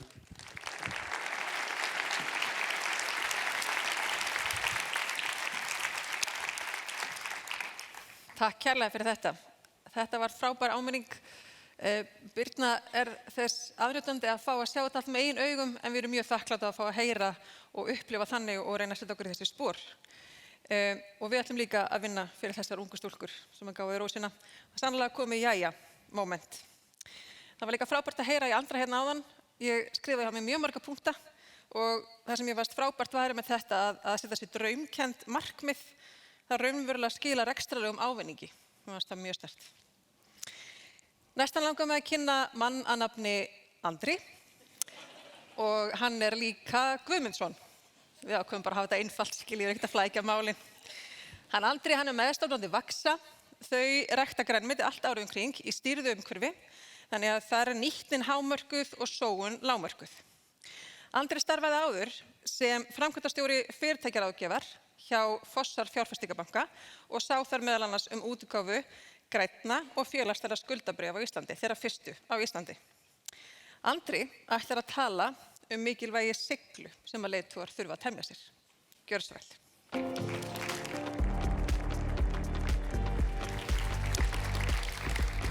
Takk fyrir kærlega. Komið sæl, ég heiti Andri Guðmundsson. Andri ætlar í forsetann. Andri verður stjórnarformaður viðskiptaráðs. Ekki biskupskjör á haldið að ég séns. Það þakka Festu kærlega fyrir fyrir þennan frábæra viðburð og ég ætla þakkláttur fyrir þetta tækifæri og ég ætla að fá að nýta mér aðstöður aðeins og leiðrétta svona tiltölulega algengan misskilning sem að við Andri í Ölgerðinni erum sem sagt ekki sami Andrin. Augljóslega, þið sjáu það hérna í dag. En ég ákvað að setja hérna upp, ég tók screenshot af Facebook myndunum mínum, þið farið á Facebook hjá mér. Og þið rennið svona yfir þetta blur dæmi, þetta viðskiptaþing hérna uppi, en það ein mynd sem að stendur aðeins út úr. Þetta sem þetta ekki ég og ég kannast ekkert við þessa konu heldur. Ég ætla að tala seglu í dag og við erum kannski vön að tala siglu í þessu samhengi sjálfbærni, siglu fyrirtækja eða samfélagsins í heild gegn loftslagsbreytingum. En ég ætla ekki að tala þá siglu. Sorry. Það fer nefnilega minna fyrir umræðu siglu út frá okkur sem persónu. Okkur sem leiðtogum hópa sem við vinnum í, leiðtoga fyrirtækja eða jafnvel leiðtoga lífs okkar persónulega. Ég ætla að tala þessa siglu í dag. En hvað þessi persónulega sigla sem ég að tala? Kannski fyrsta sem að ykkur dettur í hug skilgreiningi sem væri hoppað á gæti verið eitthvað á þessa leið. Getan til þess að halda út í erfiðum aðstæðum. Svolítið eins og hinn skilgreiningin. Mér finnst frábært dæmi ótrúlega siglu vera hinn mikla ofurhlaupakona Mary sem einhverjir kannast við. Hún sýndi ótrúlega siglu þegar hún spratt fram í sviðsljósi hérna fyrir nokkrum árum og hljóp í 43 klukkutíma, tæplega 300 kílómetra. Ég bara þreyttur í 300 kílómetra flugi. Hvað þá þegar ég þarf að keyra sjálfur? En hvernig fór hún að þessu? Hún hlýtur að vera ógeðslega töff. Ekki satt. Jú, Mary alveg ógeðslega töff og að hlaupa 300 kílómetra ógeðslega erfitt. En lykillinn að árangri Maryar endurheimt. Mary hljóp hringi í kringum Öskjuhlíð en tók 5 mínútna endurheimtar pásur á milli hringja. Hún hljóp einn hring, kom svo settist niður, borðaði, hvíldi sig og fór svo og hljóp annan hring. 43 sinnum. Sigla nefnilega einskis virði án endurheimtar. Sigla Mary fólst þess vegna ekki bara í því að standa upp hring eftir hring eftir hring eftir hring, heldur að finna þennan balans á milli þess að hlaupa og hvíla sig. Og það þessi endurheimt sem lykillinn að því ef þið viljið ná langt. Mjög langt. Lengri en Mary. Talandi endurheimt, það einmitt það sem við erum að gera hér í dag. Við erum hvert í okkar horni að hlaupa eins og Mary. Daginn inn og út, viku eftir viku og mánuð eftir mánuð. Síðan komum við hingað og hugum að endurheimt á Janúarráðstefnu Festu. Hittum fólk í sömu stöðu sem jafn bugað og við. Fá nýjar hugmyndir, inspiration og hlöðum okkur. Það meira þess að frýr matur í pásunni eins og á milli hringja hjá Mary. En hvenær þurfum við þessa miklu siglu og akkur ég að tala siglu hérna í dag?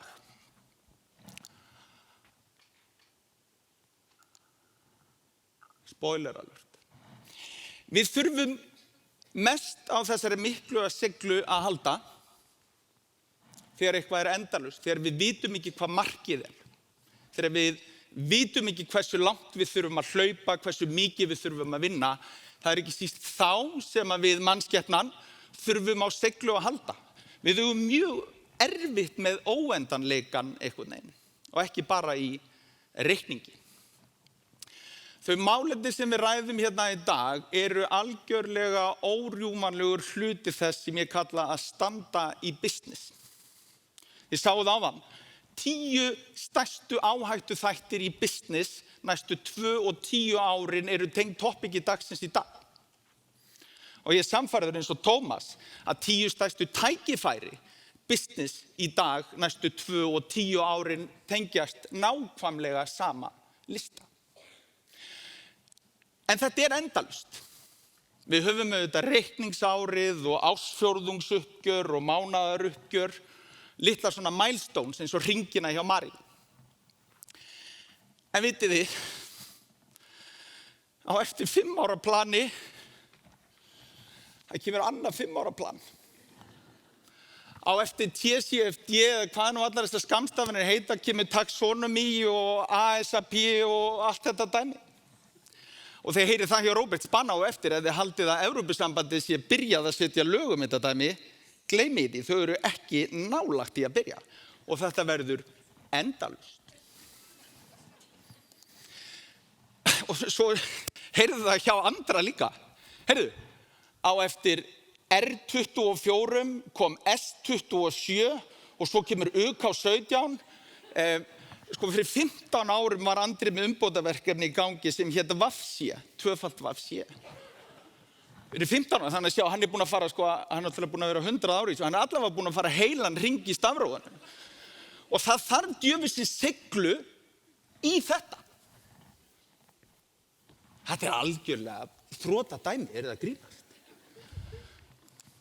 Það getur verið yfirþyrmandi að hugsa að við verðum aldrei búin með þessi verkefni sem við stöndum frammi fyrir. En það sem þarf til þess að díla við þetta þessi persónulega sigla. En við þurfum að gæta að endurheimtinni og finna þetta þannig hárfína balans á milli þess að vera ógeðslega töff og að gæta að endurheimtinni. Mari hugsaði ekki þegar hún lagði á stað og hún ætlaði að hlaupa 43 hringi. Það hefði enginn lagt á stað í það. Það er algjörlega ómögulegt, allt of stórt verkefni. Hún hljópar í hring, kom inn, borðaði, hún drekkur Red Bull og fæði sér síkó í pásunni líka og svo fór hún annan hring. Og aftur og aftur og aftur, þangað til hún var búin að bæta Íslandsmetið 18 klukkutíma og vinna hlaupið. Og hún hefði getað haldið áfram. Við erum mætt hérna í dag. Við höfum framtíðarsýnina og við vitum fullt hvað þarf að gera. Áskorunin að gera það. Án hiks og án þess að bugast þegar gefur á. Þegar við vöknum í fyrramálið skulum við fá okkur kaffi og hugsa saman. Svolítið þreyttur eftir gærdaginn og þetta verður örugglega svolítið erfitt. En ég ætla að djöflast í þessu 1 dag í viðbót og svo hvíli ég mig. Svo gerum við það sama á mánudaginn. Og þriðjudaginn og áður en þið vitið af þá verðum við komin aftur á Janúarráðstefnu Festu. Hittum liðið, hlöðum okkur og svo mætum við aftur og aftur og aftur. Og það svona sem að við skrifum mannkynssöguna. Takk fyrir mig.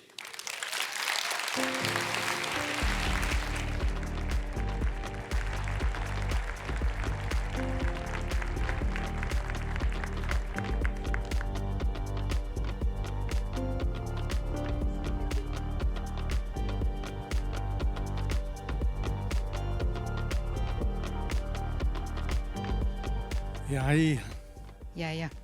Ég verð að játa fyrst að ég var smá drukkinn þegar ég fór seinast á trúnó. Ég var örugglega klósetti. Ég ætla að reyna að komast í gegnum þetta edru núna. Já, hvað sér, vilt þú ekki bara byrja? Hvað þetta að spá? Heyrðu, ég ákvað að taka þann pól í hæðina að tala hlutverk tækni í því að bjarga okkur frá loftslagsbreytingum. Mér langar að trúa að hún eftir að sinna stóru hlutverki. Og ég get byrjað að segja þér að það er gríðarlega margt spennandi að gerast í tæknum og vísindum. Við erum að sjá svona einfalda hluti eins og sólarpanelar, þeir halda áfram að hríðlakka í verði, eru helmingi ódýrari heldur en í fyrra, opnar nýjan heim. Við erum að sjá nýja málmtegund sem heitir grafín. Hún þynnri en pappír, sterkari en stál og flytur rafmagn betur heldur en kopar. Við erum að sjá lítil kjarnorkuver sem eru örugg. Við erum að sjá kjarnasamruna, jafnvel kaldan sem getur breytt í hvernig við höfum aðgang að rafmagni og það er gríðarlega margt spennandi að gerast. Ég er ekki þar með að segja að við eigum ekki að gera okkar hlut, auðvitað eigum við að gera það. En ég vil, eins og segja, ég vil trúa því að með áframhaldandi tækniframförum að þá höfum við öflugan liðsfélaga í því að vinna í þessu með okkur. Ég held ég trúi bara, þetta hljómar alveg frábært og greinilega bjart framöndan.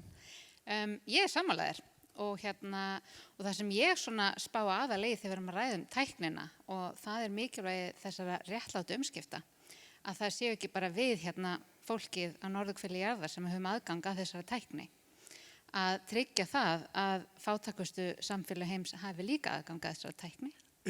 Það rithöfundur sem ég held svolítið upp á, hann heitir Bill Gibson og hann skrifaði einmitt setningu þetta sem ég hef alltaf ofarlega í huga og hún framtíðin nú þegar hér.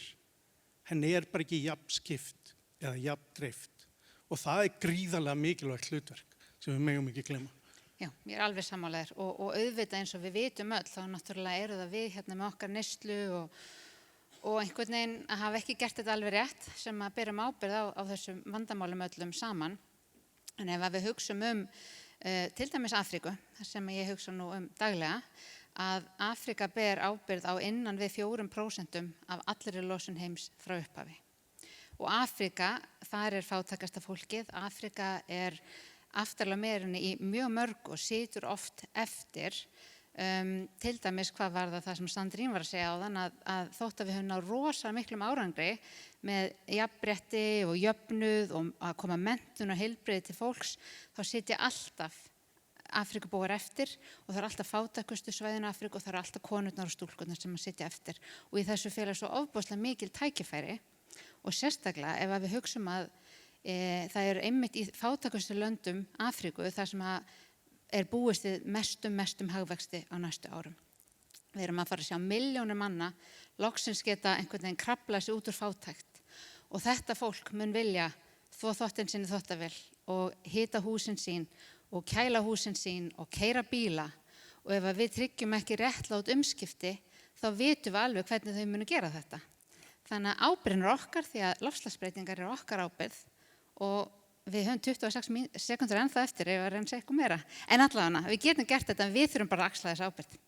Já, verandi frá þjóðfélagi eins og okkar, þar sem að kolefnisfótsporið okkar, hvers einasta okkar sem hér, margfalt stærra heldur en meðaltalið í heiminum, hvað þá á svona svæðum, að þá hljótum við að finna til aukinnar ábyrgðar og þó við séum fá, að þá ég sammála því sem kom fram að ég vil segja að í gegnum tækni og alls konar framfarir og samstillt átak þá getum við haft áhrif svo langt út fyrir 200 miljóna lögsöguna. Takk. Gaman að spjalla.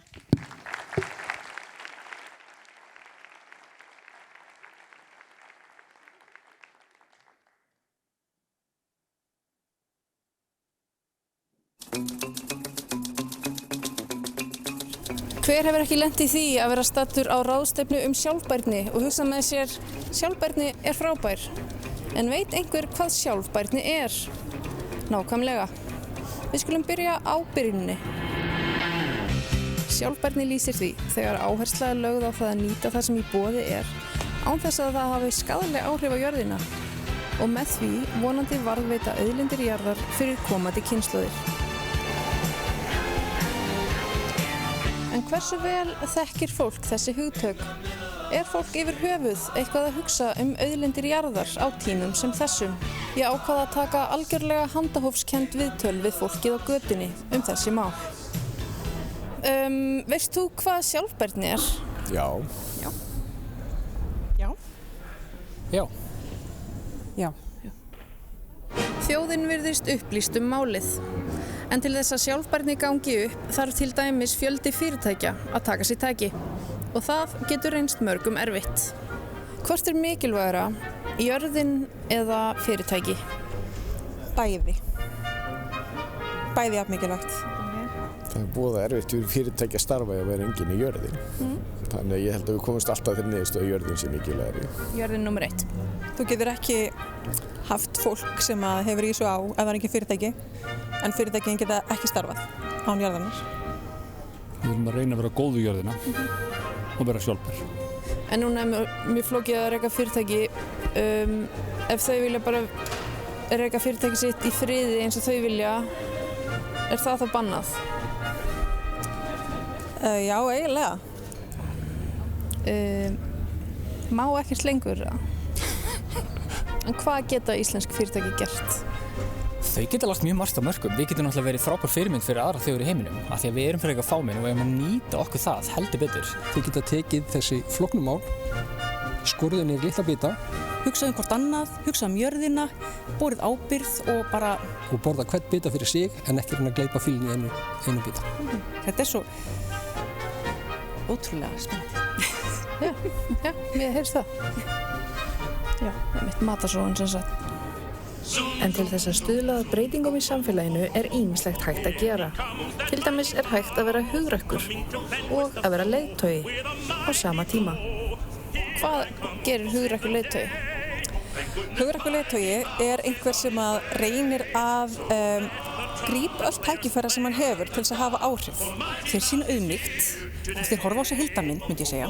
Og líka að vera hugrakkur leiðtogi, þá tekur maður líka ákvarðanir sem kannski fara á móti megin straumnum. Og ef vel tekst til, þá fær hann aðra til að fylgja fótsporið. Myndirðu segja að ég væri hugrakkur leiðtogi?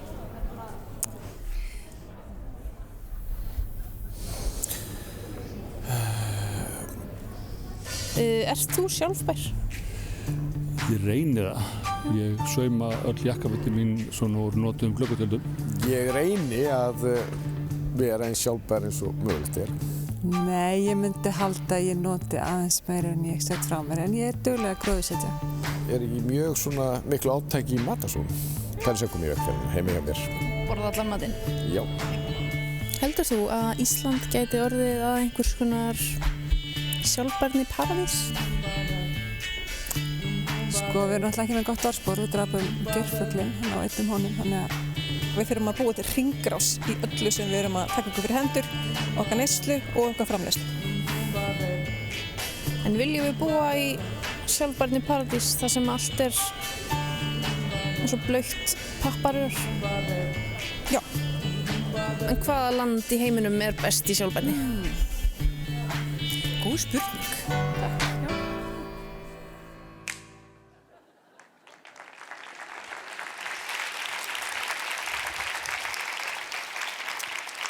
Já, nú vitið allt sjálfbærni hugtakið og skiljið allt saman mikið betur. Það var frábært að heyra hérna frá Andra. Hann alltaf bara djöfulsegla, sem það sem við þurfum, og endurheimt greinilega lykillinn. Og líka mjög gaman að heyra í Guðni og Stefáni. Það svo margt að gerast í tækninni og gaman að heyra því á sama tíma þurfum við að passa að hún verði aðgengileg öllum og að sama fólki sitji ekki alltaf eftir í sömu heimslitunum. Það mjög mikið af tökum að hendast inn á samfélagsmiðla sjáum við og við erum bara mjög þakklátt fyrir það. Ef við erum að taka myndir, endilega takkið þér okkur og ráðstefnuna. Nú ætlum við að taka stutt hlé, við erum aldrei ekki búið, það nóg eftir hlé. Við hittumst aftur 5 mínútur í. Takk fyrir.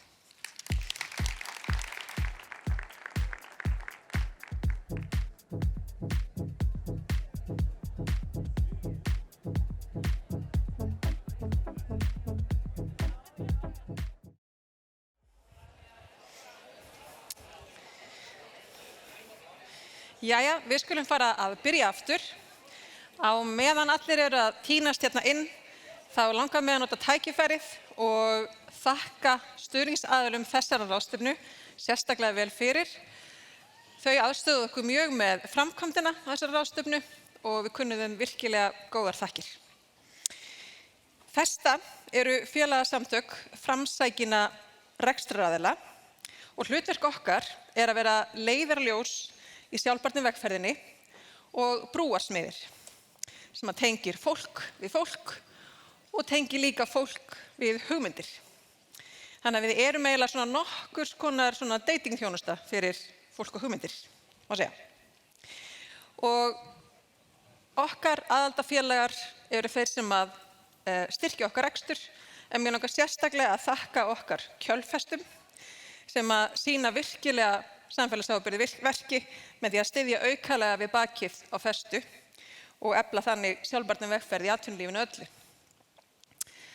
Að auki langar mig að minnast á listamann ársins. Á Janúarráðstefnu Festu hefur verið til siðs að fá einhvern ungan íslenskan listamann til þess að teikna fyrir okkur myndefni ráðstefnunar.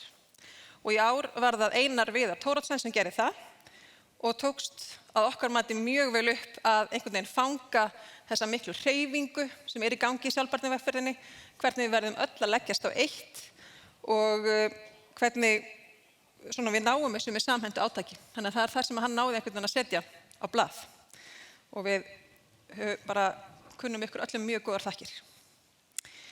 En næst langar mig að kynna myndband þar sem við sjáum Unnstein Manuel Stefánsson, tónlistarmann og sjónvarpsmann, taka viðtal við Höllu Tómasdóttur. Höllu þarf vart að kynna. Hún flestum vel kunn og hún með áhrifamestu Íslendinga á alþjóðavettvangi í dag. Hún hefur komið mjög víða við, var framkvæmdastjóri Viðskiptaráðs, kom að uppbyggingu HR og sömuleiðis Auði Kapital, var að sjálfsögðu forsetaframbjóðandi og svo mætti lengi telja.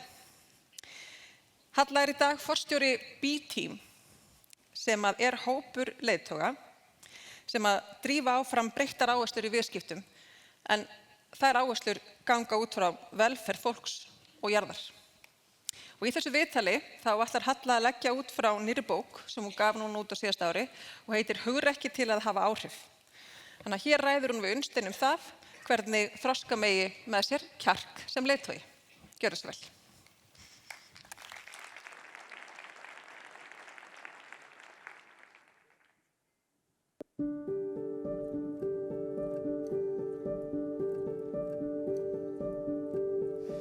Halla Tómasdóttir, vertu hjartanlega velkomin og takk kærlega fyrir þessa bók. Ég búin að liggja yfir henni núna undanfarnar vikur og í kringum jólin. Þú ert búin að vera forstjóri B-Team síðan 2018.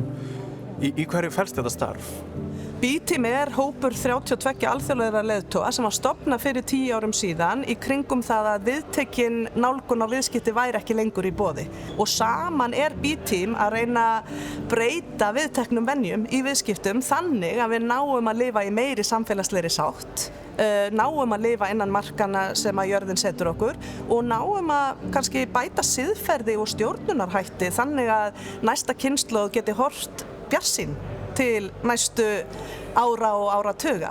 Áður hún verður forstjóri B-Team þá ferillinn hann spannar svona mörg svið. Sannarlega. Já, þú ert búin að vinna með alls konar fólki úr ólíkum áttum en mér finnst samt þú ert alltaf að komast nær einhverjum kjarna og ég veit að fullt af ungu fólki það hefur svona ágjörð að því að það sé kannski ekki að sér á þessi einhverju einu, það hefur áhuga á allt og mörgu og sama unga fólki kannski líka með ágjörð að því að gervigreindin sé að fara að taka yfir einhver störf. Einhver skilaboð sem við höfum til fólks og ungs fólks í dag sem að fóta sig á atvinnumarkaðnum? Já, takk fyrir það. Ég held reyndar að þarna sé kannski tími Íslendinga kominn því að við erum búin að fara í gegnum áratugi og stór samfélög eins og Bandaríkin þar sem ég hef búið síðustu 6 ár eru ofta að horfa til þess að við búum til sérfræðinga. Og það svo lítið það sem að námið að kenna okkur, sérstaklega háskólanámið, að við verðum djúpir sérfræðingar. Í dag tel ég að gervigreindin muni mjög hratt taka við mörgum af þeim sérfræði svona þekkingarstörfum og hraðar kannski heldur en okkur öll grunnar. Þannig að ég þeirra skoðunar að það sé gott að hafa vítt áhugasvið í dag og margvíslega reynslu því að ef við ætlum að mæta þessum áskorunum með það sem ég myndi kalla stórt stökkin í framtíðina sem þau fyrirtæki og þau samfélög og þeir einstaklingar sem tilenga sér það munu vera bestir í, að þá þurfum við að fara að kenna karakter en ekki bara djúpa sérfræðiþekkingu. Nýja normið að við lifum á mjög sérkennilegum og krefjandi tímum. Og þess vegna þarf leiðtogi fyrst og fremst að hafa sköpunargáfu til þess að geta hugsað út fyrir kassan eða án kassa. Þarf að hafa samstarfshæfileika vegna þess að við þurfum á öllum að halda í þessar umbreytingum, stjórnvöldum, forystufólki í viðskiptalífinu og öllu starfsfólki sem vinnur í atvinnulífinu og bara okkur sem óbreyttum borgurum og aktivistum og við þurfum á okkur öllum að halda. Við höfum öll hlutverk í þessari umbyltingu og svo þarf, held ég, tvennt sem ég held að sé alveg sérstaklega mikilvægt og ég vil meina að sé kannski okkur í blóðborið á Íslandi, að það seiglan og sveigjanleikin. Við þurfum að vinna með seiglu til þess að þola þessa tíma og sveigjanleikan til þess að geta tekist á við að aðstæður eru nú orðnar síbreytilegar og að gera 5 ára áætlun kannski bara gömul hugsun og nýja hugsunin þarf dálítið að vera hvernig bregðust við öllum þessum óvæntu atburðum sem að gerast allt í kringum okkur og hvernig finnum við hugrekkið til þess að mæta þeim aðstæðum með nýrri hugsun, með nýjum viðskiptamódelum með nýrri nálgun á forystu, ekki þar sem að ég veit allt. Þannig að ég tel að karakter skiptir núna miklu meira máli og fólk sem að næra skilja að sjálfbærni og jafnrétti eru nátengt hugtök og loftslagsbreytingar eru að skapa flóttamannavandann sem að reyna á lýðræðislega samfélagsmynd út allan heim. Fólk á flótta vegna þess að það er uppskérubrestur, þannig að ef við viljum til dæmis minnka flóttamannavandann þá þurfum við að vinna í loftslagsvandanum. Og við þurfum líka að skilja að fólkið sem að verður mest fyrir barðinu á því hvernig við höfum stundum viðskipti, hvernig við stundum neyslu, það er fólki sem að samfélagi hefur þegar skilið mest eftir. Þannig að stundum kemur upp andstaða við að vinna í loftslags- og umhverfismálum af því að við höfum ekki hugað nógu vel að mennskunni og manneskjunni sem að verða hvað mest fyrir barðinu á þessu og sú manneskja kannski bara að hugsa hef ég efna á að borga orkureikningin minn, hef ég efna á að fæða börnin mín, hef ég efna á að lifa í þessu samfélagi. Þannig að við getum ekki tekið í sundur loftslags- og umhverfismál og þessi félagslegu mál sem að reyna á stjórnmálavettvanginn, að reyna á samfélagsáttina bæði á Íslandi og í öllum samfélögum allan heim. Þetta eru nátengdir þættir og ég held að fólk sem getur hugsað heilsteypt, nær að tengja hlutina saman, nær að skilja hlutverk stjórnvalda, viðskiptalífsins og almennra borgara, það að fara að vera þetta afl sem við þurfum til breytinga miklu frekar heldur en djúpir sérfræðingar sem kannski festast aðeins svo mikið í þröngri sýn á það stóra umbreytingarverkefni sem að blasir við. Mér finnst svona, þegar ég horfa á framtíðina, þá finnst mér þetta að vera svona tvö rosalega sterk og andstæð öfl sem eru síminn og seglan. Og ég hef oft miklar áhyggjur að við séum að festast mikið í símanum og í svona þægindum. Hvernig gætirðu innstilt þessa seglu hvernig myndirðu innstilla hann í þín börn?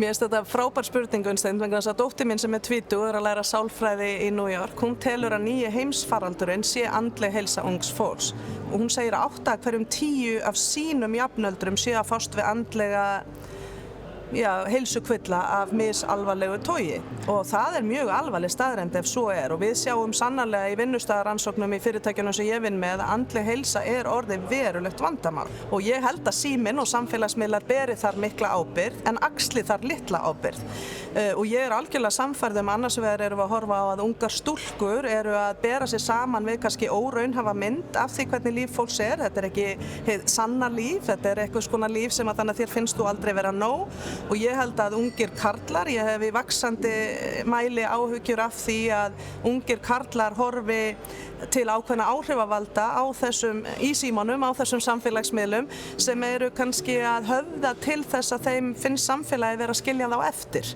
og það sé kannski að verða til öfgahugsanir og bakslag í til dæmis jafnréttismálum og friðarmálum og mörgu öðru vegna þess og þú spurði mig áðan hvað skiptir máli fyrir ungt fólk til þess að finna sína leið í lífinu og ég held að það sé að vinna með sinn innri áttavita að vita eitthvað hver þinn tilgangur er og hver þinn gildi eru og hvernig þú ætlar að nota þennan áttavita til að taka ákvarðanir hvar og hvernig þú verð tíma þínum, með hverjum, við hvað þú vinnur, við hvernig þú átt viðskipti, félagskapinn sem að þú velur þér og ég held að þetta allt verða að koma frá okkur sjálfum því að ég hef ekki séð það ennþá að forystufólk samfélagsmiðla eða stjórnvöld nái að setja einhver mannleg takmörk hvaða neikvæðu áhrif þetta er að hafa okkar andlegu líðan og okkar samfélagslegu sátt. Þú hefur mikla reynslu úr leiðtogaþjálfun og áhuga á menntun og komst að uppbyggingu Háskólans í Reykjavík til dæmis en líka þú ert með svona mikla skoðanir á hvernig við erum að mennta leiðtoga og núna síðast gáfuðu út nýju svona forstjórahandbókina í B-Team. Hvað geturðu sagt mér af henni? Já, forysta og leiðtogun eða hvað það er að vera leiðtogi hefur verið mín ástríða alla tíð og það er auðvitað kannski kjarninn í því sem við erum að gera hjá B-Team að við erum að reyna að sýna fram á að forysta og viðskipti geti verið stundum með nýrri, sjálfbærari og betri hætti, réttlátari hætti. Og það var gaman þegar ég opnaði að vera 1 ár hjá B-Team að þá fór ég á Þetta-ráðstefnuna með einum af okkar nýju leiðtogum sem að ég hefði tekið inn sem að heitir Hamdi Ulukaya og stofnaði fyrirtæki Chobani sem er stærsta jógurtfyrirtæki Bandaríkjanna í dag. En hann kom til Bandaríkjanna sem flóttamaður með $3.000 í vasanum til að læra ensku og það dugði skammt í dýru háskólaumhverfi Bandaríkjanna þannig að hann fór að vinna á sveitabæ og þar var verið að búa til osta og jógurt og honum fannst hvoru tveggja vont, ekki jafn gott eins og hann hafði upplifað í Tyrklandi þar sem hann var alinn upp sem smali og hann stofnaði í rauninni ótrúlegt en satt, pínulítið fyrirtæki, fekk gamla verksmiðju sem stóra fyrirtæki Kraft hafði yfirgefið og náði að byggja upp stærsta jógurtfyrirtæki í Ameríku og hann gerði það með sýn sem dálítið sérstök. Hann ákvað að byggja upp fyrirtækið af mennsku, kjarna allt í kringum mennsku og eitt af því sem hann hafði upplifað sem flóttamaður hann sjálfur að innflytjendur og flóttamenn eiga oft erfitt með að finna störf og hann ákvað að ráða markvisst flóttamenn og innflytjendur til starfa og tíma voru 30% af hans starfskröftum flóttamenn og innflytjendur og það var að varð til þess að hann byggði upp stórkostlegt fyrirtæki þegar hann fekk þarna tryggan starfskraft sem að engin annar kannski sá verðmæti í en hann sá verðmæti í og í dag fer hann fyrir samtökum sem 100 stórfyrirtækja í heiminum eru þáttakendur í sem að reyna að takast á við flóttamannavandann meðal annars með því að hjálpa fólki að fá störf.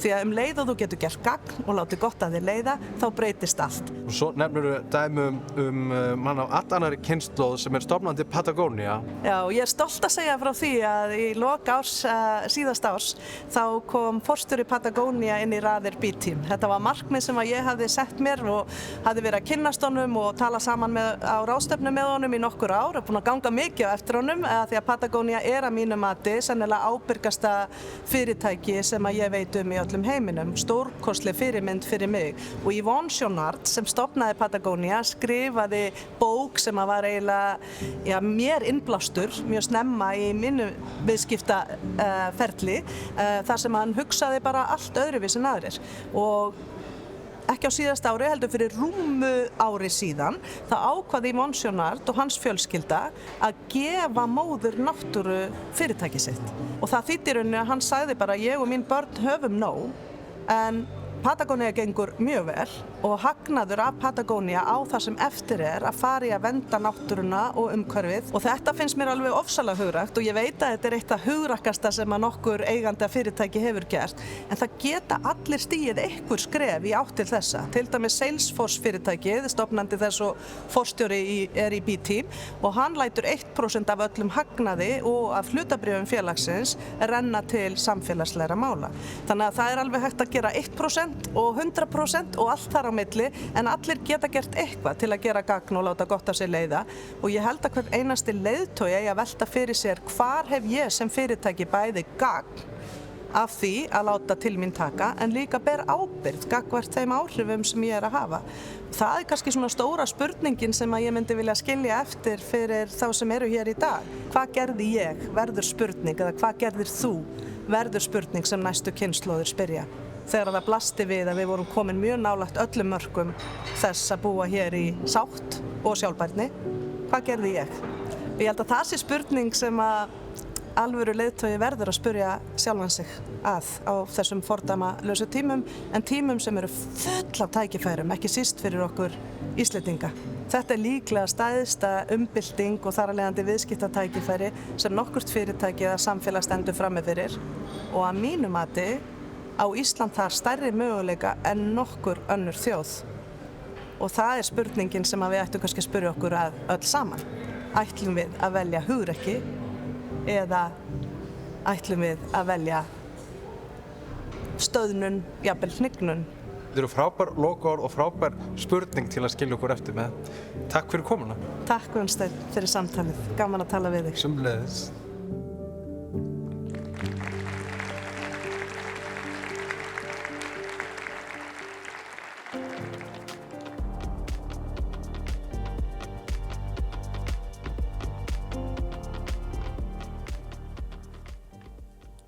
Sæl og blessuð.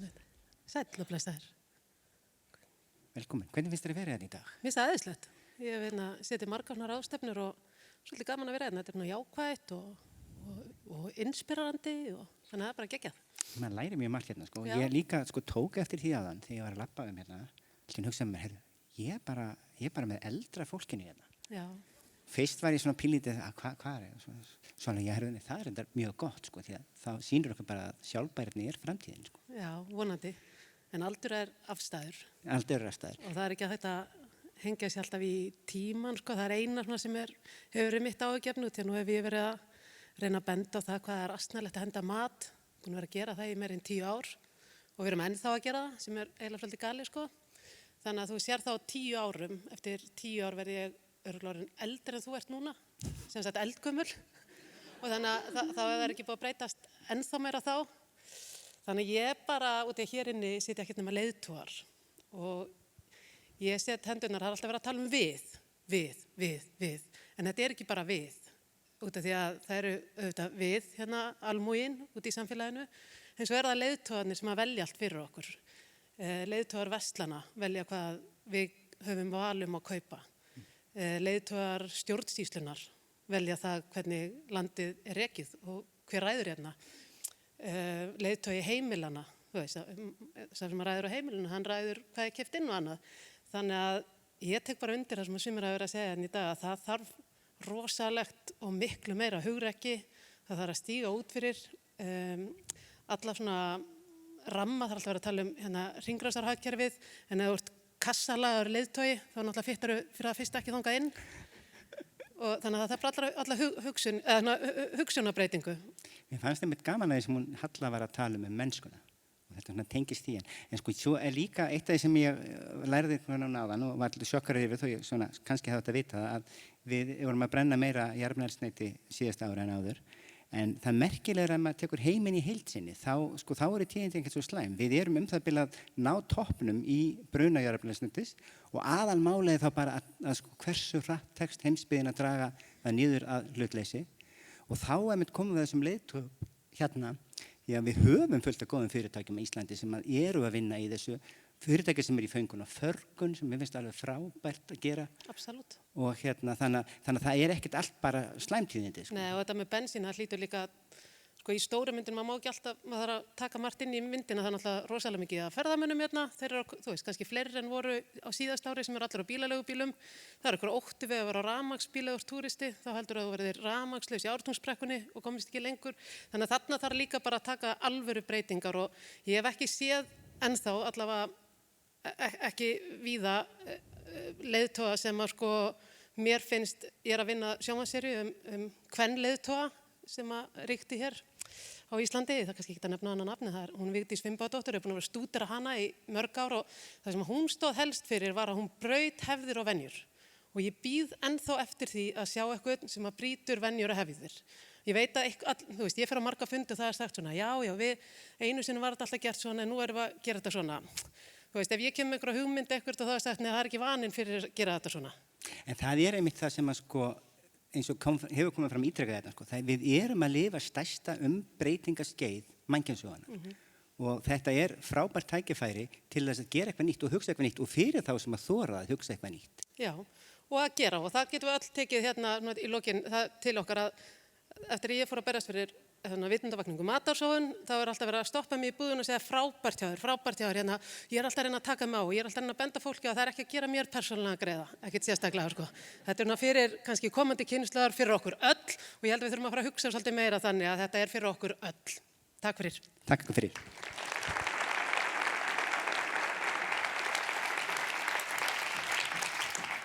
Takk kærlega fyrir þetta, Halldór og Rakel. Já, það er svo merkilegt. Við fáum þá leiðtoga sem við veljum. Það er mjög góð punktur. Og það er líka mjög jákvætt að heyra ef satt reynist að við erum að ná einhverjum topp í brennslu jarðefnaeldsneytis. Það er náttúrulega geggjaðar fréttir. Mér langar að hvetja ykkur sem að sitja út í sal að skanna QR-kóðan og spreyti ykkur sjálf á þessari spurningu sem við erum að heyra svo fjölbreytileg svör frá trúnapjörunum okkar. Það verður gaman að heyra frá ykkur líka. En næst langar mig að kynna Róbert Spanó sem að kemur á skjáin hjá okkur. Róbert er fyrrverandi forseti Mannréttindadómstóls Evrópu og var reyndar sá yngsti í sögunni til að sinna því hlutverki. Róbert, sem er sérfræðingur í mannréttindalöggjöf og þjóðar- og Evrópurétti, hann stundar það þessa dagana að sinna ráðgjöf til fyrirtækja innleiðingu sjálfbærniregluverks Evrópusambandsins og það er nú akkurat það sem brennur á flestum fyrirtækjum í dag. Einn af þessum þáttum regluverksins er krafa það að fyrirtæki hugi með skipulegum hætti að félagslegum þáttum og mannréttindum í sínum rekstri. fáum að heyra frá Róbert. Gjörðu svo vel. Góðan dag. Til hamingju með þessa frábæru ráðstefnu. Maður búinn að heyra svo mörg áhrifarík orð. Það kannski ekki rosa skemmtilegt þá að fara að hlusta á lögfræðing. Ég ætla samt að reyna að gera þetta áhugavert fyrir ykkur og fylgja þessu eftir í 2 hlutum. Mér langar fyrst aðeins að tala söguna hér þegar kemur að því hvernig lagaumhverfið hefur þróast þegar kemur að sjálfbærni og síðan aðeins að tala stöðuna í dag og hvað fyrirtæki að horfast í augu við og þurfa að taka mjög alvarlega. Það eru 6 dagsetningar eða ártöl sem eru algjör grundvallar ártöl fyrir sjálfbærni og ESG. Ég ætla að byrja árið 1973 með yfirlýsingu heimsviðskiptaráðstefnunnar í Davos. Við vorum að heyra það að hún var nýlega haldin enn aftur fyrir nokkrum dögum, the World Economic Forum. En það áhugavert að líta á yfirlýsingunum því þar segir árið 1973 gott fólk. Fyrirtæki eiga að stefna því að vera hluti af samfélagi sínu. Þetta er mjög áhugavert. Árið 2000 þá urðu mikil tímamót í hvað var það sjálfbærni þegar að Sameinuðu þjóðirnar undir forystu þáverandi aðalframkvæmdastjóra Kofi Annan ákváðu og samþykktu heimsmarkmið sjálfbæra þróun, the UN Global Compact, og síðan árið 2006 þá gerðist svolítið merkilegt sem ekki oft talað í sjálfbærni fræðunum.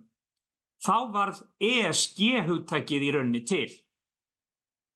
Og voru það einhverjir aktivistar eða hugumstórt fólk sem fann það upp? Nei, þetta er áhugavert vegna þess árið 2006 þá gáfu 18 alþjóðleg fjárfestingafélög út skýrslu sem heitir því skemmtilega nafni Who Cares Wins. Við getum þýtt það sem þeim sem ekki sama sigra. Og þessi 18 fjárfestingafélög þau byrjuðu að orða þann grundvöll þegar kemur að alþjóðlegum fjárfestingum að það þyrfti að horfa til umhverfisvænna félagslegra þátta í fjárfestingastefnu slíkra félaga. 2011, gríðarlega mikið og gott ártal vegna þess sérstaklega fyrir okkur lögfræðinga því að þá samþykktu Sameinuðu þjóðirnar leiðbeinandi meginreglur samtakanna viðskipti og mannréttindi. Ég hef alltaf sagt við alla þá sem ég ræði þessi mál, leiðbeinandi meginreglur Sameinuðu þjóðanna eru ídeológískur grundvöllur undir þær reglur sem gilda í dag og Evrópusambandi að setja. En það er líka mikilvægt ártal fyrir Festu. Festa var stofnuð, ef ég skil það rétt, miðstöð sjálfbærni árinu 2011. Mjög gott ártal. Og hvað gerist svo? 2015, Parísarsamkomulagið. Loftslagsváin, hún hefur haft gríðarlega mikil áhrif á það að löggjafar, pólisíu einstaklingar, þeir sem sinna ESG málum á hinum lagalega grundvelli, fóru að taka meira til sín. Parísarsamkomulagið í ESG hafði mikil áhrif innan Evrópusambandsins. Og síðasta ártalið sem ég ætla að nefna 2020 og þá er ég komin í fullan hring því að ég ætla þá aftur að vísa í yfirlýsingu heimsviðskiptaráðstefnunnar í Davos sem árið 2020 hét The Universal Purpose of a Company in the Fourth Industrial Revolution. Þannig að við erum komin í heilan hring á öllum þessum árum að þá er alveg ljóst að fyrirtæki eru augljóslega farin að átta sig á því að án sjálfbærar hugsunar, án þess eins og oft hefur verið talað í dag, framtíðar sínar á þátt fyrirtækja í samfélaginu, þá munu þau ekki ná árangri til framtíðar. Og þá seinni hluti. Hvernig lítur þetta þá út? Ég held sé mikilvægt fyrir þau ykkar hann inni sem eru að stýra fyrirtækjum, að átt ykkur á hver hugmyndafræðin að baki ESG-reglum Evrópusambandsins sem í gegnum EES-samningin hefur verið að innleiða hér á landi. Þetta er mjög clever. Það fyrsta sem búið að lögfesta allt slíðað skýrslugjöf fyrirtæki. Fyrirtæki þurfa núna í ríkari mæli á grundvelli CSRD-reglana, SFDR, taxonomy, fyrir þau ykkur sem þekki þessar reglur. Evrópusambandið að áskilja með bindandi lagareglum að spyrja hvað eru þið að gera og hvernig eru þið að gera það. Þetta per se áhrifarík þróun. Vegna þess að skýrslugjöfin, hún bara fyrsta skrefið í átt að næsta skrefi sem mun þýðingameira. Og það setning reglna áreiðanleikakannanir, mannréttindamat, corporate sustainability due diligence sem Evrópusambandi að setja í formi tilskipunar. Og þá ekki lengur bara verið að spyrja í gegnum skýrslugjöf hvað eru það að gera og hvernig eru það að gera það. Heldur mun þessi tilskipun breyta viðskiptamódelum því að hún mun hafa áhrif á það hvað þið megi gera í ykkar starfsemi og áskilja heildrænt eftirlit með starfsemi ykkar út frá mannréttindasjónarmiðum allt niður virðiskeðjuna. Þetta skref með þessari nýju tilskipun sem vonbráðar verður lögfest og það verður tímabil þar sem að fyrirtæki hafa til þess að innleiða þetta verklag mun í mínum huga og flestir þeir sem vinna þessu sviði eru sammála því gjörbreyta viðskipta umhverfinu í Evrópu.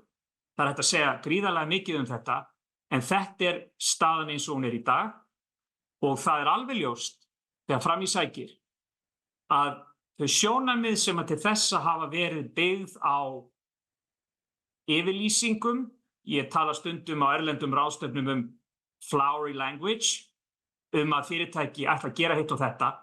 Nú þetta ekki lengur umboðir, heldur löggjöfin að breytast í átt til skyldubundinna ákvarðanatöku sem jafnvel getur leitt til þess að fyrirtæki og hugsanlega jafnvel stjórnarmenn fyrirtækja þurfa að sæta ábyrgð að lögum, sektum ef ekki fylgt þessum nýju reglum að innleiða innan fyrirtækja víðasýn, hugsun það hvernig fyrirtækið samlaga samfélagi sínu og starfar í átt að aukinni sjálfbærni. Takk hérlega fyrir.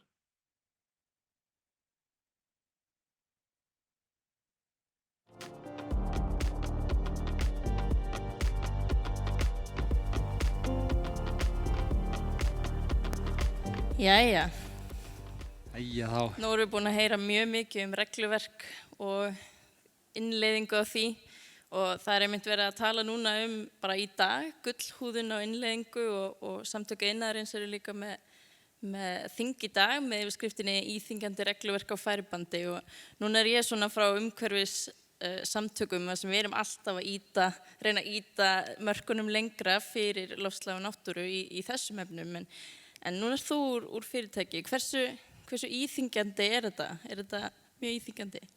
Þetta mjög íþyngjandi, ég get alveg viðurkennt það, en ég samt líka búin að ræða við leiðtoga allan heim þessar nýju reglugerðir og það sem ég heyr alltaf að segja að það náttúrulega eins og Róbert var kannski að tala minna rétt að það flóðbylgja á leiðinni yfir okkur, sérstaklega í fyrirtækjaumhverfinu. Og þú verður sem leiðtogi að taka ákvörðun það hvort þú ætlar bara að leyfa skella á þig eða hvort þú ætlar að rífa út surfbrettið þitt og bara skella þér í smá surftúr á þessu vegna þess að það svo rosalega tækifæri framöndan ef að þú lítur með björtum augum á þetta. Og það held ég það sem við þurfum svolítið að horfa á í þessu. Og ég svona, held þetta sé líka snúið svo mikið það bara að leiðrétta ákveðna svona hugsunarvillu sem búin að vera í gangi í rekstrarumhverfinu. Ég held að það sé svona, við eigum ekki að horfa á þetta kannski sem íþyngjandi mál, heldur svona leiðréttingu og kannski meira bara eins og tækifæri Einmitt og við áttum nú trúnu og áður við komum á þetta trúnu til að undirbúa okkur fyrir þetta trúnu og þá vorum við að tala að þú lýsti því saman að við værum búin að vera á svona fylleri svona jarðefna eldsneytis fylleri og það mjög íþyngjandi við könnumst öll við það hvað íþyngjandi að þurfa að fara að taka til eftir gott partí. Akkurat, þetta var Kurt Vonnegut sem var náttúrulega skemmtilegur rithöfundur, hann sagði þetta einhvern tímann að bara fyrirgefið komandi kynslóðir, við erum bara búin að vera rúllandi ölfuð á jarðefna eldsneytisfyllir í síðustu kynslóðir, þannig að þið verðið bara að afsaka okkur og ég held að það sé svolítið góð myndlíking fyrir þetta, af því að ef við horfum bara á hérna, þegar aðeins búið að vera að tala það hvernig við gangum á auðlindir, á Earth Overshoot Day, hann var fyrst haldinn, ég ætla ekki að segja hátíðlegur, árið 1971, þá var hann 29. desember og í fyrra þá var hann 29. júlí, sem sem sé dagurinn þar sem við klárum í raun og veru auðlindirnar sem ætti að duga fyrir allt mannkynið. Ef við tökum bara á Ísland, þá erum við að tala að dagurinn í apríl. Það þannig sem það leiðréttingin sem talað sem íþyngjandi eða gullhúðanir á reglugerðum í dag. Þannig ég held að við verðum svolítið að horfast í augu við það, hvernig við erum búin að vera að hafa okkur og kannski takast á við afleiðingarnar með því að akkurat fara að byrja á því að taka til heima hjá okkur eftir þetta svakalega fyllirí sem við erum búin að vera á. Ég myndi að má svo sem ekki vera þannig að það bara frjósi allir í spórunum, en það verður líka að hafa ávinning og það kannski það sem við verðum að horfa á þegar hlutir eru íþyngjandi, hvað ávinning hafa þeir og kannski bara það þess virði að fara í þessar íþyngjandi aðgerðir og ég held að sé og ég mjög ánægð að heyra að það var að tala viðgengin viðskipti eða hérna business as usual, það einmitt það sem ég svona lít á í minni baráttu sem umhverfisaktivisti að það það sem ég að reyna að breyta og reyna berjast gegn, ég á mér enga óvinni út í samfélaginu en ég á mér óvinn sem þessi viðskipti eins og venjulega viðgengi viðskipti sem þarf að breyta og það bara þrautinni þyngra og það mjög erfitt að svona grípa það. Já, ég held að, sko, ef ég horfi bara á þetta, þá náttúrulega svolítið polarisering í gangi og eina lausnin við því samtalið og það það hvernig við getum byggt upp traustið okkar á milli og þegar við treystum og þegar við tölum saman, þá hlustum við á hvert annað og við skiljum hvað í gangi í kringum okkur og þegar við erum farin að skilja, þá það sem gerist að við skiljum á milli þess sem rétt og það sem rangt og ég held að það það sem við þurfum að vera að horfa á. Hlusta til þess að skilja. Ég mjög sammála og nú erum við búið með tíman. Takk fyrir. Takk fyrir.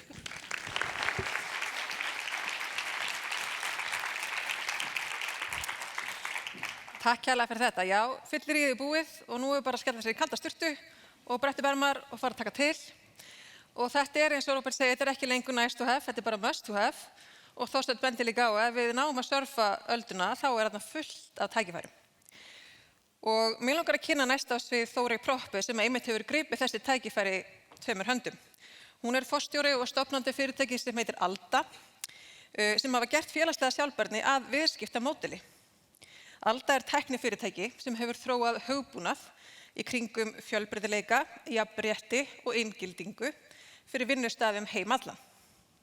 Og Þórey hefur mikla reynslu að vinna með íslenskum vinnustöðum akkurat að þessum verkefnum, en þess má geta að Alda var bara fyrir nokkrum dögum síðan valið á lista hjá alþjóðlegu greiningarfyrirtæki sem leiðandi tæknilausn í heiminum á þessu sviði.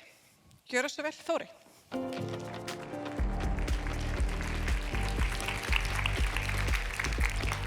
Takk fyrir og ég ætla bara að þakka fyrir það að S-ið sé komið á dagskrá.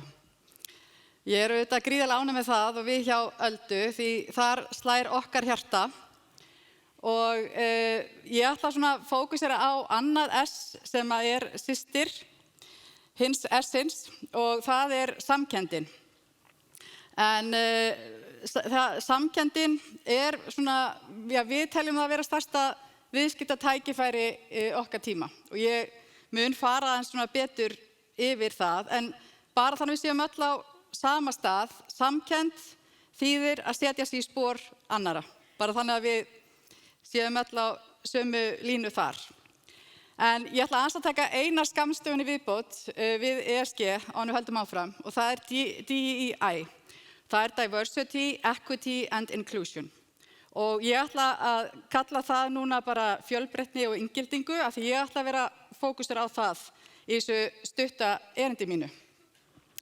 En það sem sagt fjölbreytnin og inngildingin sem hafa svona einna mesta áhrifin í S-inu og hafa þar mest áhrifin, myndu ég telja, af því að þarna erum við að tala alveg kjarnan sem fjölbreyttur hópur og að það sé inngildandi vinnustæður. Nú, S-ið auðvitað hjartað í ESG. Þar fólkið sem tekur ákvarðanirnar, bara bæði stórar og smáar ákvarðanir fyrir fyrirtækin og auðvitað fyrir samfélagið allt. Þannig að ef við erum ekki að sinna S-inu vel, þá erum við auðvitað ekki að sinna hinum þáttunum vel. Það gefur auga leið.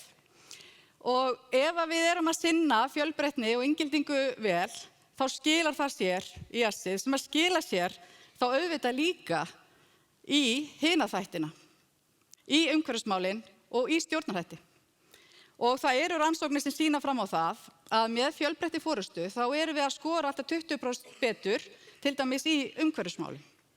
Þannig að allt hefur þetta áhrif. Nú, þetta líka, við erum ekki eina hérna hjá Öldu sem vitum að þetta stórt mál.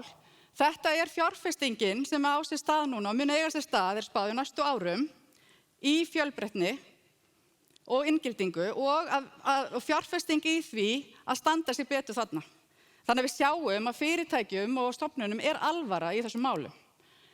Og hvað það sem að gerast? Nú, það verið að það ákveðin bara kúvending í gangi, hvernig við nálgumst þennan málaflokk.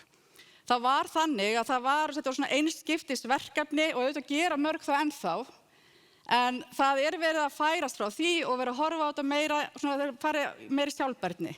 Horfa á þetta sem eitthvað sem innleitt inn í, bara og hríslast alls þar inn í fyrirtækið. Stjórnendur eru gerðir ábyrgir fyrir því að svara fyrir þetta eins og margt annað. Tæknin að koma þarna mjög sterk inn, það mikið verið að fjárfesta í tæknilausnum til þess að geta sett sér markmið, búa til gögn sem að geta varpa ljósi á stöðuna, geta séð það bæði bara hvernig fjölbreytnin lítur út og líka hvort við séum að vinna vel í inngildingu. Og ég ætla aðeins að fara betur yfir það. En ég ætla að sýna ykkur aðeins líka hvað þetta sem við erum að tala um, í hverju vera að fjárfesta og hvað þýðir þetta raunverulega. Þegar við erum með einsleit teymi, þá erum við auðvitað bara með einsleit sjónarmið. Og þetta fólk sem býr yfir það sem við köllum almenn þekking. Og við höfum þá sem fyrirtæki bara aðgang að þessari almennu sameiginlegu þekkingu. Nú, ef við erum komin í fjölbreytta hópa, þá erum við að bæta við einhverju sem heitir sértæk þekking, sem byggir bæði á því hvaðan við komum og okkar reynsluheimi og hver við erum. Og við sjáum að þarna sjáum við tækifærið og þarna eru töfrarnir sem við erum að fjárfesta í þegar við ætlum að gera vel í fjölbreytni. Þarna erum við komin með ólík sjónarmið. Sjáum við þurfum að rýna gögn, við fáum ólíka reynsluheima þarinn. Við fáum nýjar lausnir og þarna kjarninn til dæmis í nýsköpun. Að vera með fólk sem kemur úr ólíkum áttum. Ég veit að því að við öll séum þetta, en því miður þá þarf maður alltaf líka ennþá að sýna þetta því að það einhvern veginn, en þetta samt ástæðan fyrir því að þessi fjárfesting á sér stað. Það vegna þess að við vitum að þetta bara betra og við erum bara að vita svolítið lengi, þannig að ef þetta augljóslega stærsta tækifærið, þá ekki bara svona, maður segir no-brainer, má segja það, að gera þetta. Og svo má ekki gleyma því að við erum líka hluti af samfélagi. Og það skiptir líka máli að við erum að búa til miklu betri vinnustað með vellíðan. Við erum aldrei að geta búið til alvöru inngildingu ef við erum ekki að horfa til þess að fólki líði líka vel og að staðurinn sé inngildandi, vinnustaðurinn. Og hvað eigum við með því? Hérna sjáum við svona ákveðna vegferð sem við getum farið í varðandi inngildingu. Að við verðum auðvitað að sjá hvar við erum stödd í dag til þess að geta fært okkur hærra og hærra í þessum inngildingaskala og enda þar sem við öll blómstrum og við erum vel að fá allt út úr fjölbreytninni sem við viljum fá. Af því okkur líður vel, við treystum fólkinu sem við vinna með og við fáum að vera við sjálf, þá fáum við allar hugmyndirnar og lausnirnar og allt það sem við fáum með því að vinna með fjölbreyttum hópum. En við þurfum að mæla þetta, við þurfum að vita hvernig mælum við inngildingu. Við mælum það hver munurinn eftir hvað hópið þú tilheyrir. Og þegar við erum að vinna með til dæmis þeim sem í meiri hluta vinnustaðnum, þá vita þau yfirleitt ekki hvernig upplifun jaðarhópa En þegar við erum komið gögn sem að sýna að þeirra upplifun mjög ólík og við sýnum það algjörlega bara í gögnunum, þá yfirleitt alltaf mjög gott og auðvelt að fara á stað. Því það fara mjög fá að rökræða við gögnin. Það svo merkilegt. Og þá erum við komið með helgun og þá getum við fara á stað í vegferðina og þurfum að passa upp á það að við séum með réttu fræðsluna og hún verður að vera nútímaleg, aðgengileg, inngildandi, eitthvað sem okkur langar að sækja sjálf og sjá Ekki bara svona einhver hundleðileg myndbönd sem að taka 40 mínútur og enginn er að horfa á. Og að því ég hef ekki meiri tíma, ég geti náttúrulega tala alveg endalaust þetta. Ég er búin að tímasetja mig eins og ég sé að hlaupa. Það þarf að vera búin að koma ákveðna glærur, en nú er þetta síðasta glæran. Gögnin, það er það raunverulega sem skiptir öllu máli. Þess vegna fór ég úr því að fara að vinna í þessum málaflokki sem ráðgjafi í að vinna með tæknilausn. Vegna þess að það gerist ekkert nema með gögnum. Það eru ofurkrafturinn, með gögnunum náum við samkenndinni, með samkenndinni náum við helguninni og með henni náum við að uppskera með fjölbreytnina og fá það besta út úr hópnum okkar. Þannig að breytum heiminum saman, notum gögnin og samkenndina. Takk fyrir mig.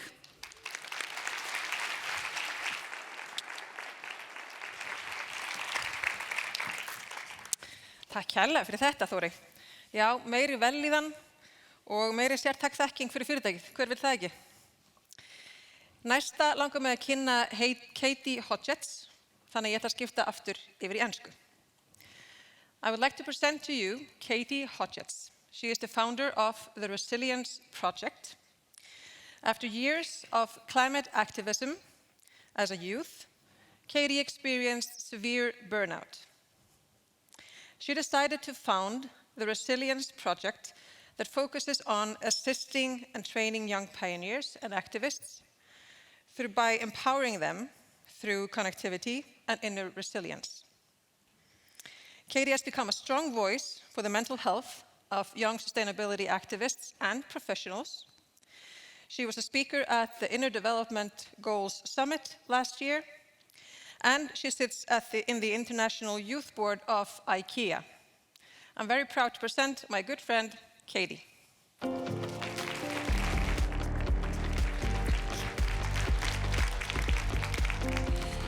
Hello, thank you for having me. It is an absolute pleasure to be here from the UK.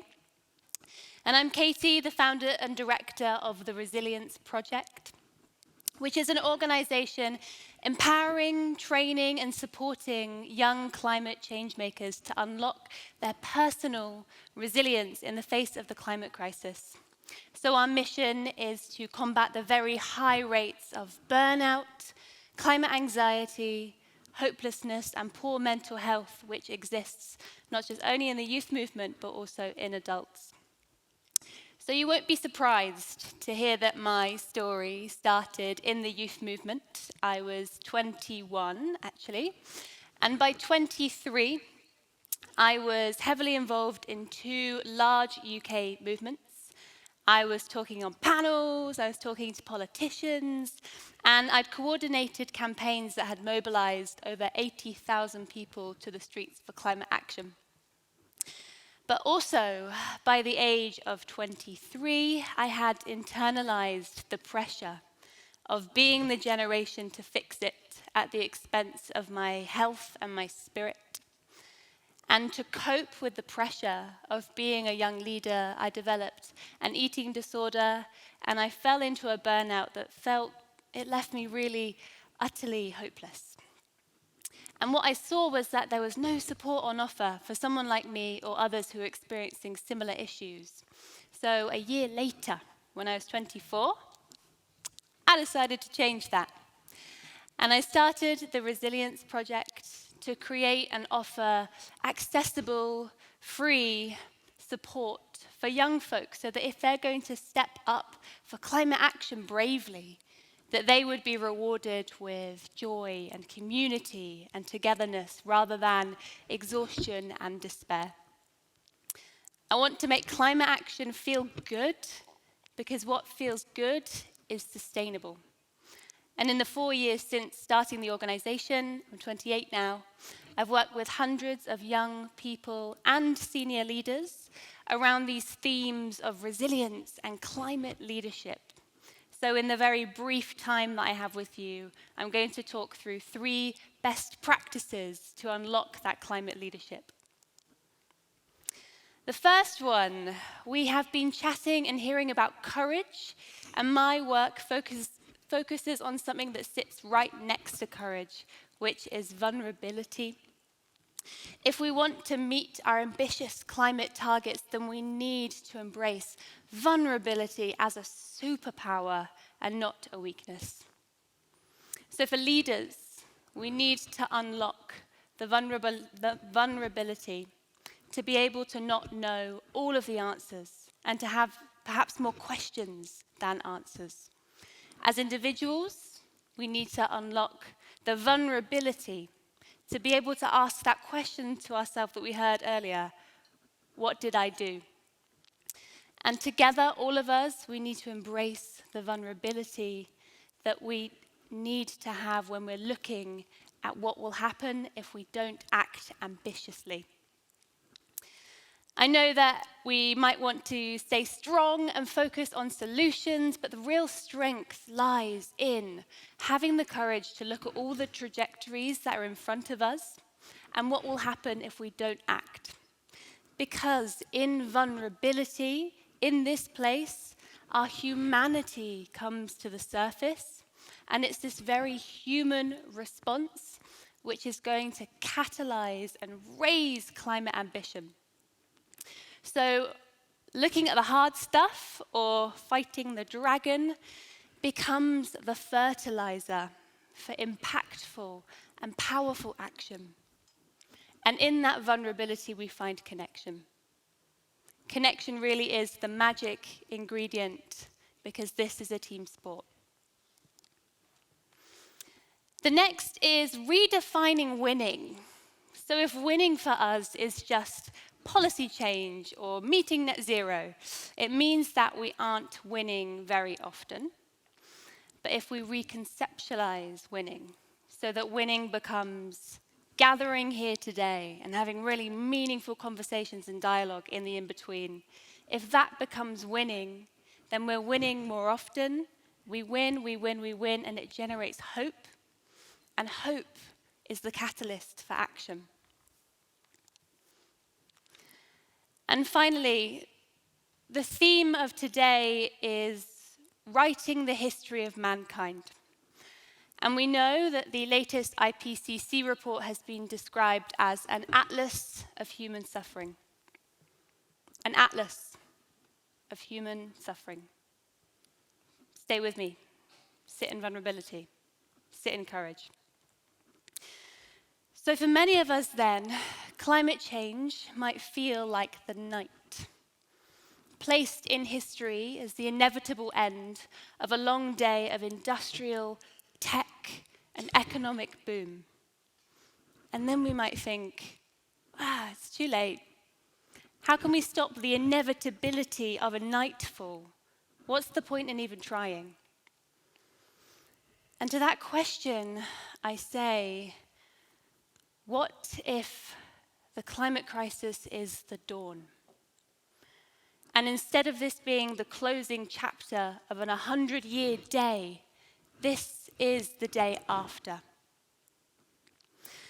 And when we flip the script, when we change our perspective, we can start to rewrite the story.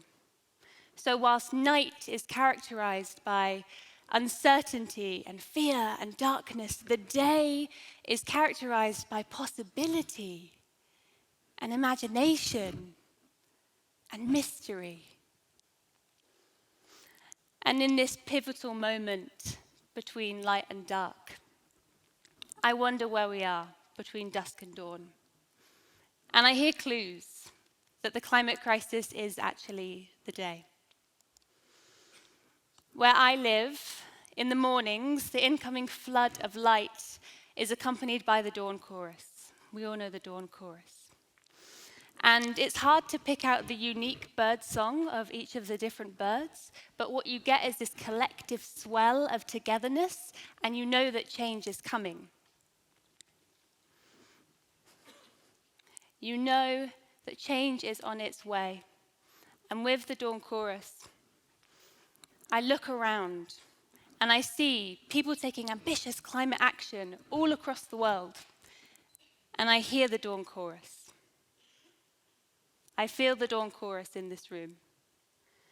So as we are suspended between light and dark, I hear the chorus And when you listen closely, when you tune down the noise and the news and the reports, you might hear it too.